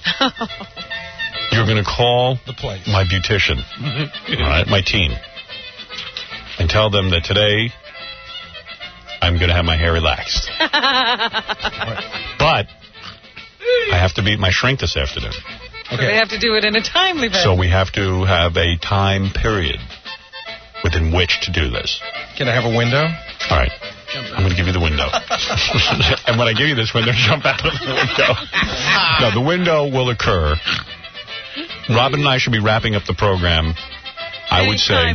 Anytime now. I would say Robin and I will be wrapping up the program. I could be there by, 11:30, Robin? Is that fair to say? Good time. All right. And when do they have to be done by? 12. No, they have to be done by 2:15. Can I ask you a question? Go ahead. Can you explain this process to me? What, relaxing the hair? But how long does it take? All right. Well, first they put in the relaxer. Yeah, it's a chemical process. No, I know what it No, first there's a lot of discussion. Oh, no discussion today. Yeah. But seriously, do they look at your hair and decide what dilution the relaxer needs to be in? Yes. They talk about my hair for a while. Then people apply things to my hair. Then they wash my hair. Then they apply more things to my hair. Then they wash it again. Are you in a thong while this is going No, on? I tell you, you feel so gay. Really? Because you have to sit there, right? What, do you sit in a little cap? Cap. And you don't ever get under one of those big hair dryers, do you? Sometimes I do, yeah. Oh. But what's worse, Gary, is the little cap they put you under. So what? No, Because it's so faggy. Got to tell you something. I don't care. I've seen Boss in the cap. I've seen you in the shower cap. Thank you. So I've already got that image. You got that? And I've gotten over it. Right. You did. I read Jane But magazine. the little bubble hair dryer. You haven't seen that, huh? I put my cap on and I read Jane magazine. Make sure there's no photographers there. Hey, do you care about this? So on the Drudge Report, this is new Clinton information. Okay. Okay. Well, you always love new Clinton information. This is gossip. You'll like this. Bubba Booey brought this to me. After attending Easter Sunday church service with his wife, Hillary Clinton, President Bill Clinton reportedly shared some private time with White House intern Monica Lewinsky. Wow. They engaged in sex on Easter Sunday in the White House. That is so wrong. One well-placed source with direct knowledge of Monica Lewinsky's White House visits reveals on the Drudge Report. Sheesh. That's the guy on the internet. Did you see today in the paper they say that he tried to get her White House job back after she left? Yeah. I mean, he was so hot for her. Lewinsky would often visit the president on Sunday before church for a quickie. A second well-placed source explains. He probably didn't even have time to clean up before it was time to go. Now, mind you, it's from the Drudge Report. I don't know the accuracy of it. But, Right. they're close to those. The only thing more wrong than that was if he did her on the altar. Yeah, listen to this. Yeah, inside the building. The poor child, Monica Lewinsky, this is a quote from somebody, would get out of bed early on Sunday and taxi over to the White House. Clinton would leave her and go to church. With Hillary, with the Bible in his hand. One date in question is Easter Sunday, April 7th, because, that was the same day that Ron Brown and 32 Americans killed in a plane crash in Croatia had died. My goodness. Did he know that? Yeah, accompanied by his wife Hillary and his daughter Chelsea, Clinton listened to a series of prayers memorializing the dead. And then he went and got... Well, I guess first he got it, and then he went to... See, I think I understand that, though. That relaxes you. He needed to be made happy. Right. It was a sad event. Right. See, I don't have any problem with that. What's sex got to do with going to church?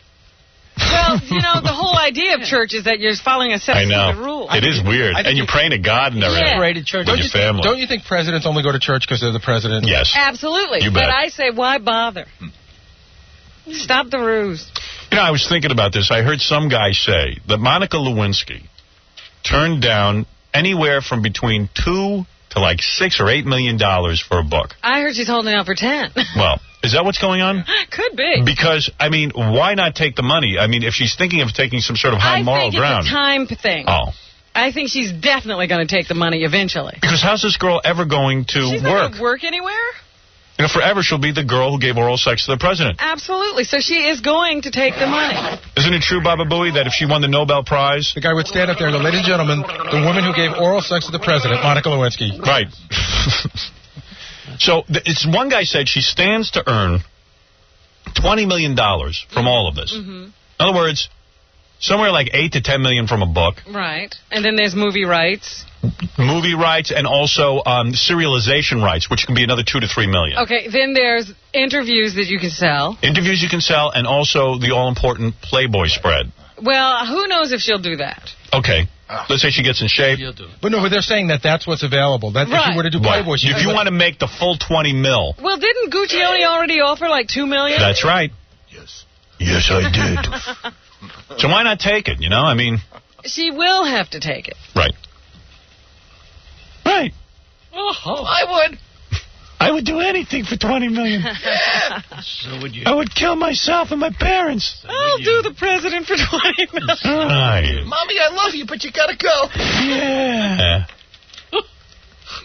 Robin, there's a woman on the phone says she doesn't understand strip clubs. Okay. Maria, what's not to understand? Well, when you go in there, people take off their clothes. Maria, what don't you understand? Hello?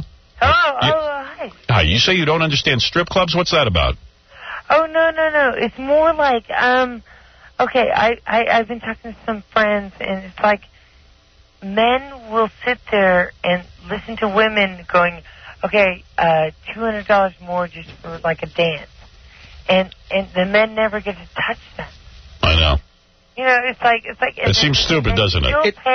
It is stupid in a way. But you know what? We don't realize it's stupid till we walk out the door. Right. At that moment, it seems perfectly rational. You know what it is? Because I know what you're saying. You're saying, well, why not take the $200, go to like a masseuse, you know, a massage parlor. Or a prostitute. Or a prostitute, and at least let her touch you with her hand or something if you're, you know, afraid of disease or something. But I'll tell you what it is. What? The girls are very good looking at strip clubs. You know what I mean? You at least get very good looking call girls. You can? This is actually For $200? going For $200, I don't know. to your house. Is she retarded, this woman? Okay, $150. I think maybe she's been drinking. Have you been drinking, sweetheart? Oh, yeah, a bit, but no, really, this is like a, But you think better that way. Okay, no, but this is like a thing that we've been talking about for like a... What have you been drinking? Pardon? What have you been drinking? Or just some beers. But... How many? What happens is that... You're not Elvira on TV, are you? What's that? Just kidding. No. The woman arrives like at the home, $150 straight up. Then the woman goes, okay, I want my tip. Thank you for the call. I mean, I can't listen to drunks. She did make sense, though. Yeah, she made sense to a degree. I don't know what the rest of it was about. The difference is that you can spend a fortune at a strip club, but you're really not doing anything wrong. Right. Well, but why not just go get something from a... Well, you're married. asking Oh, the it's question wrong. because you do this. But what about single guys? Single guys, yeah, I don't understand that either. See, I really don't consider myself a guy who does this because I go there, Lonnie throws me a party for free. No. You All do right. this. No, I don't. No, I'll tell you why, because I went to Scores one night on my own, and I spent $60, and I was mad about that. Right. Yeah, but you did it. All right. I didn't do it. Yeah, but it's not that you would. have. You spent money there, The haven't you? only reason you don't... Because I don't have You can to. get it for free. Right. And we even went before Lonnie started offering you these parties, you could have girls here. All right, then why does a single guy go there? That I don't understand. Yeah, well, if you're single, why not go there? Why not go to like a masseuse who will at least, you know, play with you? Well, you can ask Scott Einziger that. Yeah, he's a weirdo. Don't ask him that. Do you care to talk to a woman who's in love with Jackie? Why not? I love to talk to the mental. Baba Boo, you got to go make my hair appointment. I'm going to do that right now. All right, let's see how you handle it. Pronto. Baba Booey. What is it, Stuttering John? You need me? He has a theory. I must have... Were you saying that, you know, why does a single guy go to a strip club? Is that what you're saying? I mean, you saying? Because you get the girls. Yeah. Come on, dude. How many guys get a girl at a strip club? A lot of my friends. Oh, get out of here. Get out of here. Just get out. Get out. You're unrealistic. You get girls at a strip club because you know me. No, but a lot of these... You would never even... If you had to go to Scores by yourself on a regular night without ever having worked on this show, guarantee you'd never get a girl. A lot of my stockbroker friends. Okay, stockbroker friends. Yeah. Not Money you. guys. Not you. Well, not you. No, well, I'm just I saying, know what you got before you met me. I have had a lot of nice women. Okay. How long have you known Howard? 10 years. Okay. And it's all been in that. Think back. You know, I've been here for 10 years. Yeah. Sad. All right. Where's your record? You never brought it in. I don't have a record yet. Where's the cassette? I don't want to give you a bad quality thing. It's not bad quality. You gave me a cassette. I have it at home. I'll bring it. Yeah. You know, there's something really weird going on with John because I saw one of these cassettes on our program director's desk at least 3 months ago, and I kept asking John, why don't you give me one? And John keeps, like, putting me off, and he won't tell me why he won't give me one.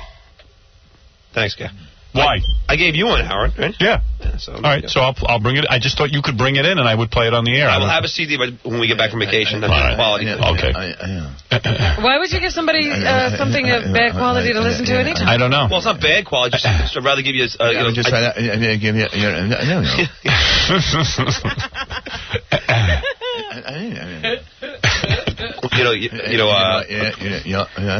Dr. Remulak.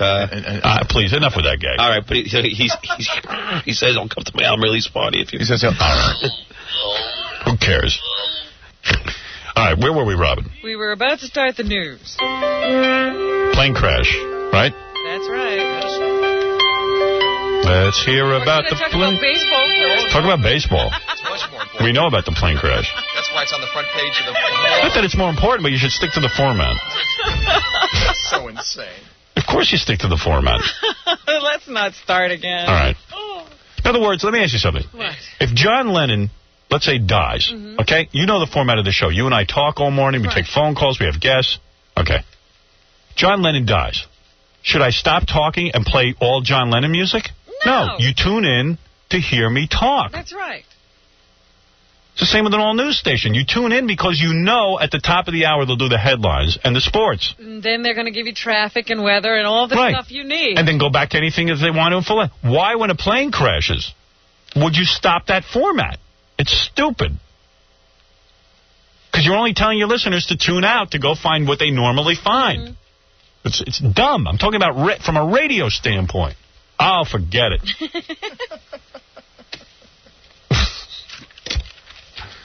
I know you understand. You're busting my balls. No. Really? I understand that part of it. What I don't understand is when Gary goes, I don't care about 240 people. No, he cares, but to a degree he cares. In other words, there are people dying every day in the news. That's what I take issue with. No, he's trying to. He's saying it doesn't affect him. Yeah, he didn't mean I callously don't have any feeling for these 250 families. Exactly what he means. No, he feels bad. It doesn't have anything to do with my life. It doesn't affect me. I want to know this information. Right. It was funny when he said only 75 from New York. Right. Big deal. Yeah. It's like, I guess if they were all from New York, it would be much better. No, you just don't break format. That's what I'm saying. Under any circumstance.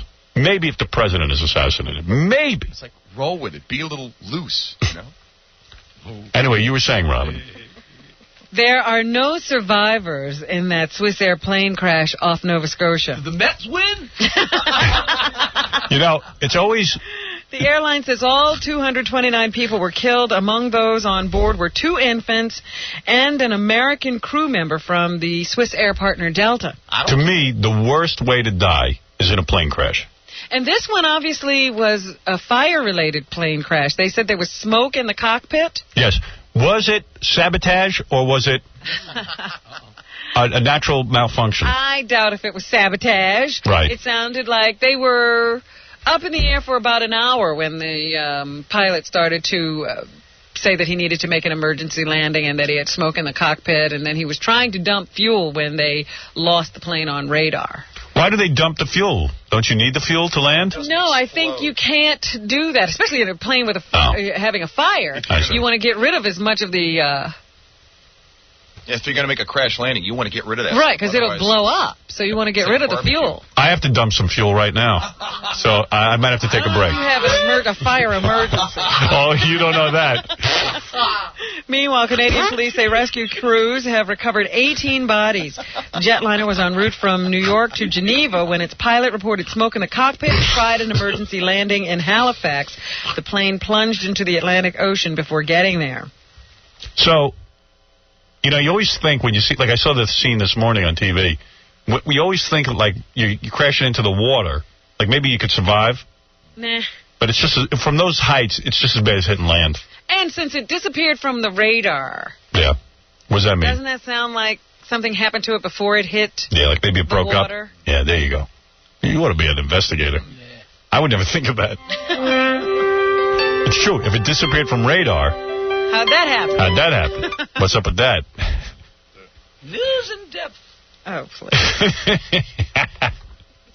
Debris from the crash stretches for 2 miles in the North Atlantic. The jet crashed last night, and search crews say the air is thick with the smell of jet fuel, which is shimmering off the water's surface. Excuse me, Robin. What? Did McGuire hit any home runs during that crash? I need a beer. One witness says luggage, styrofoam, and bodies are bobbing up and down in the waves. Any Heineken's? See, it's really always messy when you have one of these things.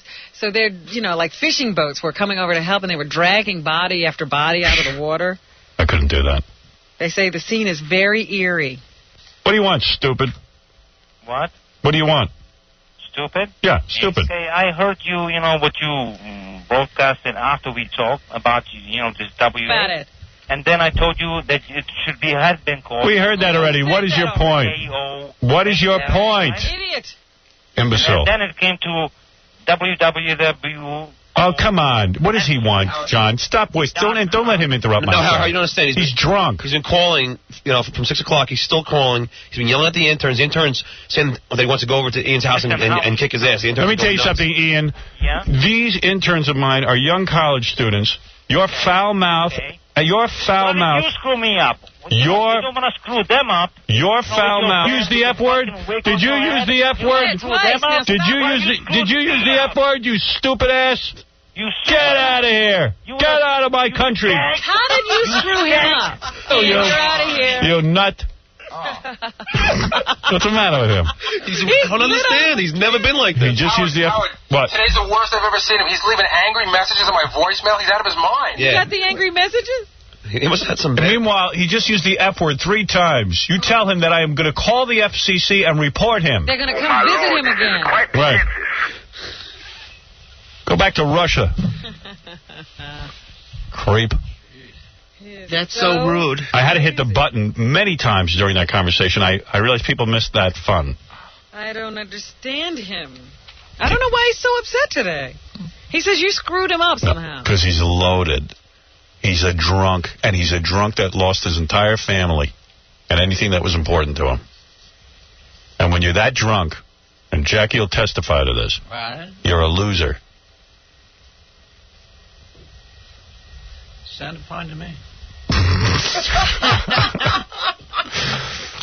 We have said already that we were canceled. Our TV show, our Saturday night show was canceled in Lubbock, Texas, and Phoenix, Arizona. Right, and Montreal.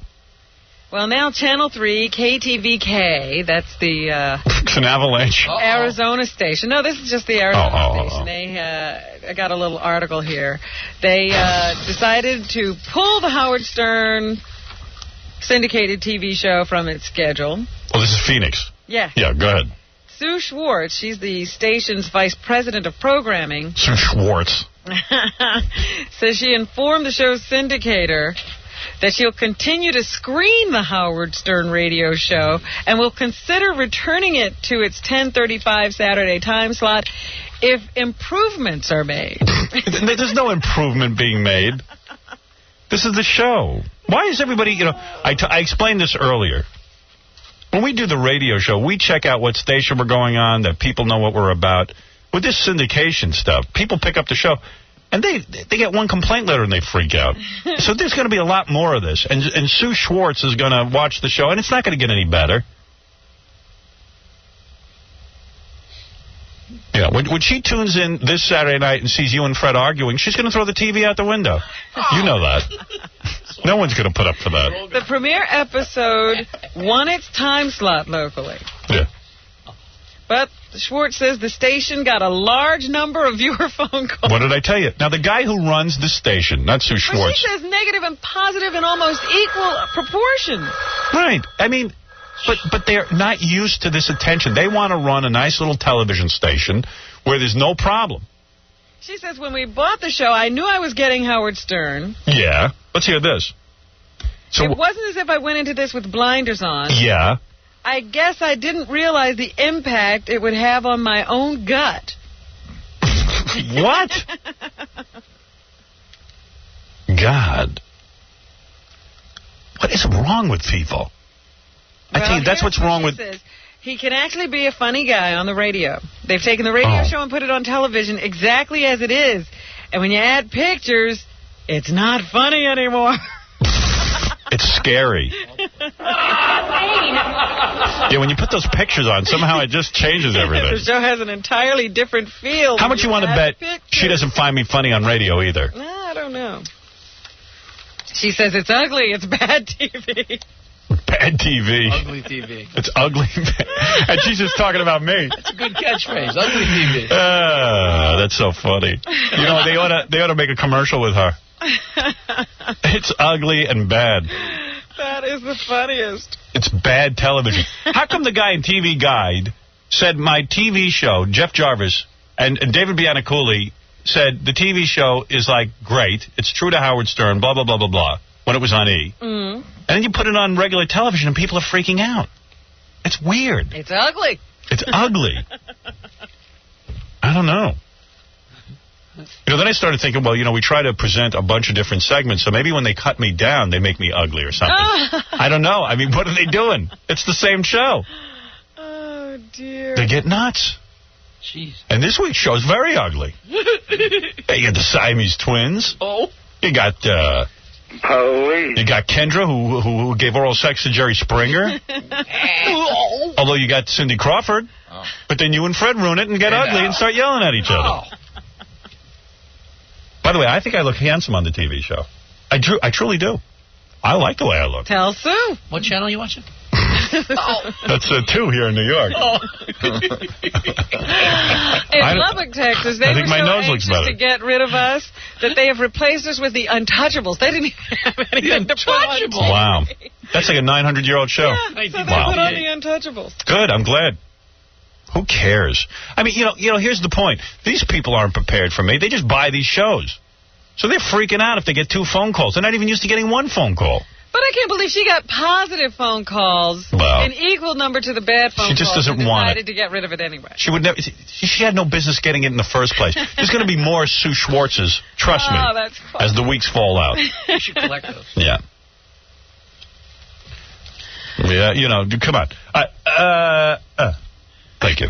What is it, Baba Boohai? I got to take a break. Listening, so I don't know if you mentioned this, but you know on that station that Springer follows us, right? No. And that's not taken off the air. Springer. That's right, the Jerry Springer Show. Where they fight. Right, where strippers fight with their mothers. That's not ugly. Baba Booey. Why is my show so ugly compared to Springer? Maybe we should try to get this woman on the phone. What? Okay. I read a quote about this, Howard. Yep. It was something about Springer watches it and Howard causes it. Oh. Right? Oh, is that right? That was one of the articles. Oh, I'm the instigator. Right, that's what it was. Oh. Jerry's hiring actors, for God's sake. Yeah. According to people. I'm an active participant, I guess. I guess They say he's standing by, but you're in the thick of it causing it. Oh, so I'm bad. Well, good. I'm glad I'm worse than Springer. Because I feel like, you know, that Springer show is somehow an offshoot of what we do. Yeah. It's another advertisement. I feel like every show on TV is an offshoot of what we do. I feel I'm responsible for every form of entertainment. I think the whole world revolves around me.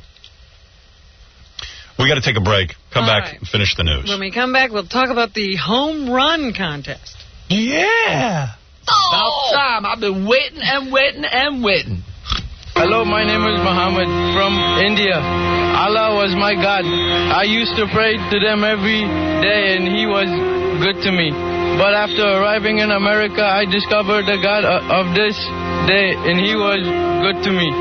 But after arriving in America, I discovered the God of this country, Howard Stern. Boy, do I like him better than Allah. That's because he really answers my prayers with lesbians, porn stars, and strippers. Thank you, God, Howard Stern. We're back with the man who taught Rodney King how to parallel park, Howard Stern. I don't care if you like the way I dress, Michael, so I'm really not interested. What do you mean you're not interested? What do I care what you think of how I dress? You've looked the same for so long. I do not. In fact, I changed my whole look. Today I'm wearing a pair of slacks and a T-shirt, For years, I wore leather jackets and stuff like that. I've changed my whole look. Ripped T-shirts and Yeah. You totally look the same. No. And I cut my hair. Do you wear makeup? No. Yes. No, I do not. You don't wear makeup on TV? No, I do not. What do you mean? I don't. You totally look made up. I don't wear, how he looks. Douchebag, I don't wear any makeup. That's I don't believe that. Douchebag? You have to like straighten your hair, feather your hair. You need like baggy denim shirt. Dead loss, I dress so much better than you. What do you wear? I keep it simple. Pair of Dickies and a shirt. Pair of Dickies? What's a Dickie? Yeah, right. You know what a Dickie is. And you need like, I think you have to start advertising your offensiveness a little more. I'll get out of here. Yeah, I'm sick of you. He's a consultant. Yeah. Guy's a loser sitting at home listening, trying to decide what I should do. What kind of loser is he? Anyway, what else is in the news, Robin? Well, before we get to those home runs, did you hear about this guy up in Poughkeepsie? 300-pound guy, 6'4". That's not so fat. Everybody describes him as quiet, friendly, even funny. That's me. Well, yesterday police went to his home after a woman called them frantic, saying that she had just escaped a confrontation with this guy. Hello? When they got to the house, after a little bit of questioning, the guy broke down and admitting to killing a number of either prostitutes or drug addicts he found on the streets. Smart guy confessing. Kendall Francois is 27 years old. He's a former school custodial worker and hall monitor. Laid out the details of his grisly killings and a list of his victims, some missing since 1996 for officials. Police, when they arrived at his home, they say the stench was so bad they had to immediately cover their noses. So we had the dead bodies there? I don't think his parents or his younger sister, who all lived with him, knew what was going on. How could they not know? I mean, with that stench. Well, the police said it wasn't the cleanest home they had ever been in. So they figure the house, I guess, smelled so bad they didn't notice the stink outside because that's where he buried the bodies.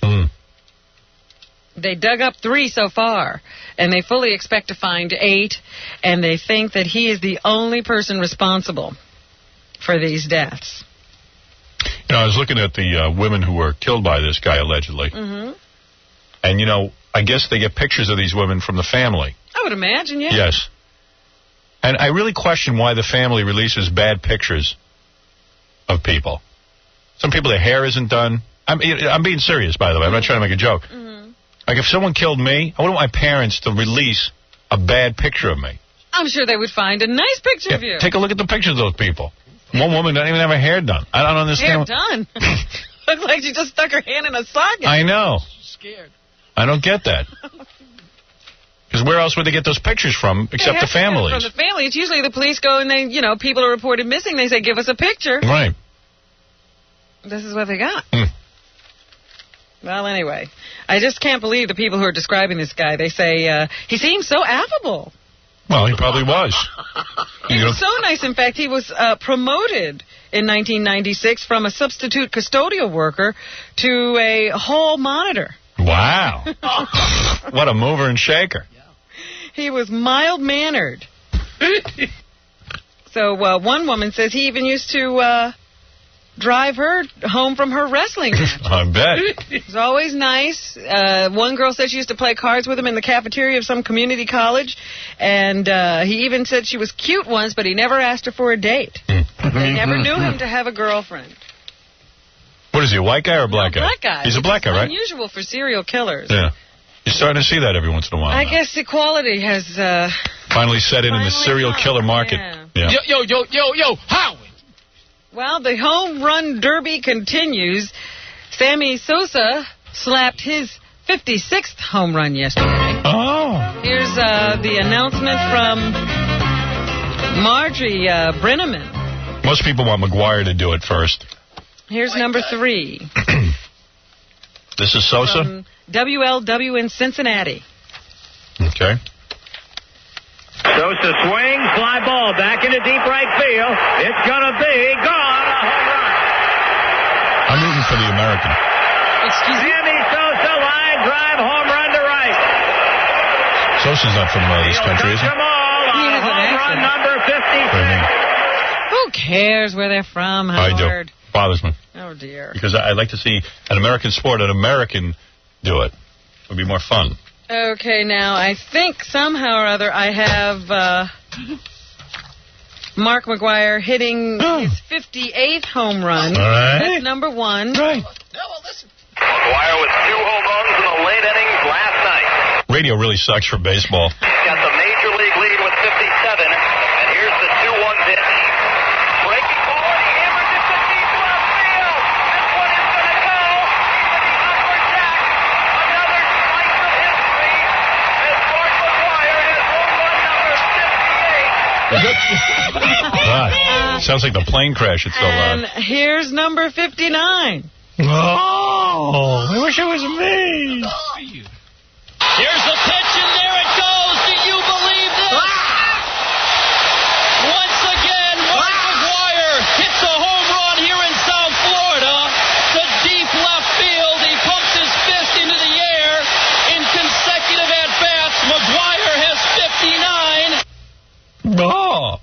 That's amazing. Each time he went up to bat, hit a home run. Oh, yeah.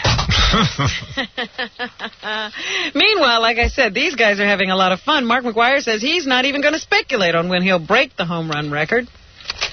When it's meant to be done, if it's meant to be done, it will be done. When? I think everybody will know. I mean, why am I missing these games? Why am I? What do I do? Watch C-SPAN and what else? Or E-SPAN or whatever that is? I haven't seen one. with that. Gary told me I have to watch something. He has so much free time, he knows what to watch. I would like to watch. Call you like he did for. He only did that once. He never calls. Just call and let me know. He says, "What am I going to do? Sit by my TV and wait for E-SPAN or C-SPAN?" And C-SPAN. Gary, what is it I have to watch? Oh, is he useless? What is it I have to watch? Okay. Not playing. McGuire's not playing tonight, so you don't have to worry about anything. Why? Because he's not playing. Oh. Can't they force him to? Is Sosa playing?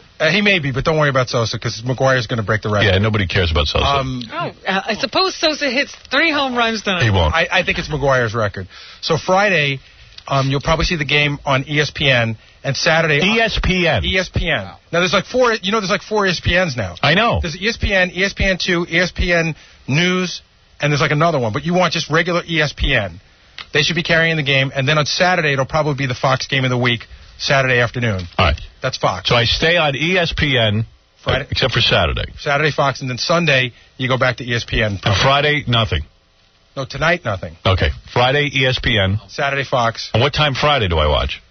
You got to look in the paper and see what time the games are, but odds are they're playing an evening game. St. Louis, probably 8 o'clock start. That microphone needs a windsock, by the way. Okay. Because you're popping your peas. Sorry. Especially when he's on it. Yeah, right? Boss. Baba Booey.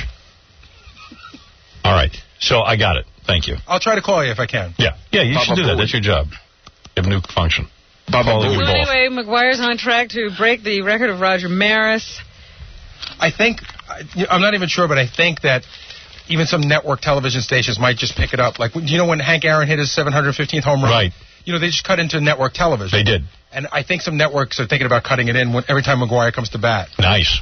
That's something you cut in for. Right. Right. Tell me about dead people on a plane. Right. Oh, here we go again. So through 139 games, McGwire has 59 home runs. At that point, Maris only had 53. Yeah. And Sammy Sosa through 140 games, he has 56 home runs. Maris only had 54. What? I'm not sure, but the other thing I wanted to say is that he's probably going to break. He's definitely going to break Ruth's record. You know, right. so hit the Within 60, the required time. Right, he would have to hit 61 in under 154 games, and I think he's only at like 135 games now. Right. About 139. Yeah, so he's got 15 more games to hit 2 home runs. Wow, this is great. He never really got any respect. Yeah, people hated him because they wanted Mickey Mantle to break the record. They didn't want anyone breaking Babe Ruth's record. Do you know what it says on his tombstone? He died 13 years ago. And on his tombstone, it says, against all odds. Right. Yeah, it was awful. Nobody gave him a break. You know, he has... As exciting as it is for some reason to watch Mark McGwire do it, it was horrible. I mean, he got booed at Yankee Stadium. Well, they say, he's playing to capacity crowds. Right. And you know that tape you just heard? Did you hear how everyone was cheering? Yeah. That wasn't in St. Louis. That's in Florida. Right. Those are opposing fans cheering him. Yeah, they're just into it. And yesterday Gary was talking about, Maris hit most of the home runs away from home because it was so bad to play in Yankee Stadium. Well, even when Babe Ruth broke the record, he hit 32 of his home runs away from home. Right. So they were like, look, it wasn't that big a difference. Babe Ruth wasn't killing Yankee Stadium either. Nah, it's weird. But he just had a different relationship with the fans. But people hated Roger Maris. Yeah. People liked Lady Di's driver more than they liked Roger Maris. But I'll tell you something else about Maris, too. They put that asterisk next to his name, and they took it away a few years ago, but he was already dead. So when he died, it was still, you broke the record, but... Right. Did you realize even after he retired, he wouldn't come back to Yankee Stadium for fear that he'd be booed when he walked onto the field? It's funny. It was like a sad thing for this guy. Let's do that to Sammy Sosa. It was really, it's just a shame what's happening. He's not even in the Hall of Fame, is he? No, because aside from that one season, he really didn't have a lot of great seasons. They say he was MVP twice. Yeah, but it was in a short period of time, and as a career goes, he didn't have a great career. But I think he should be in the Hall of Fame for holding such a great record. But they didn't know at the time that record was going to stand up for 40 years.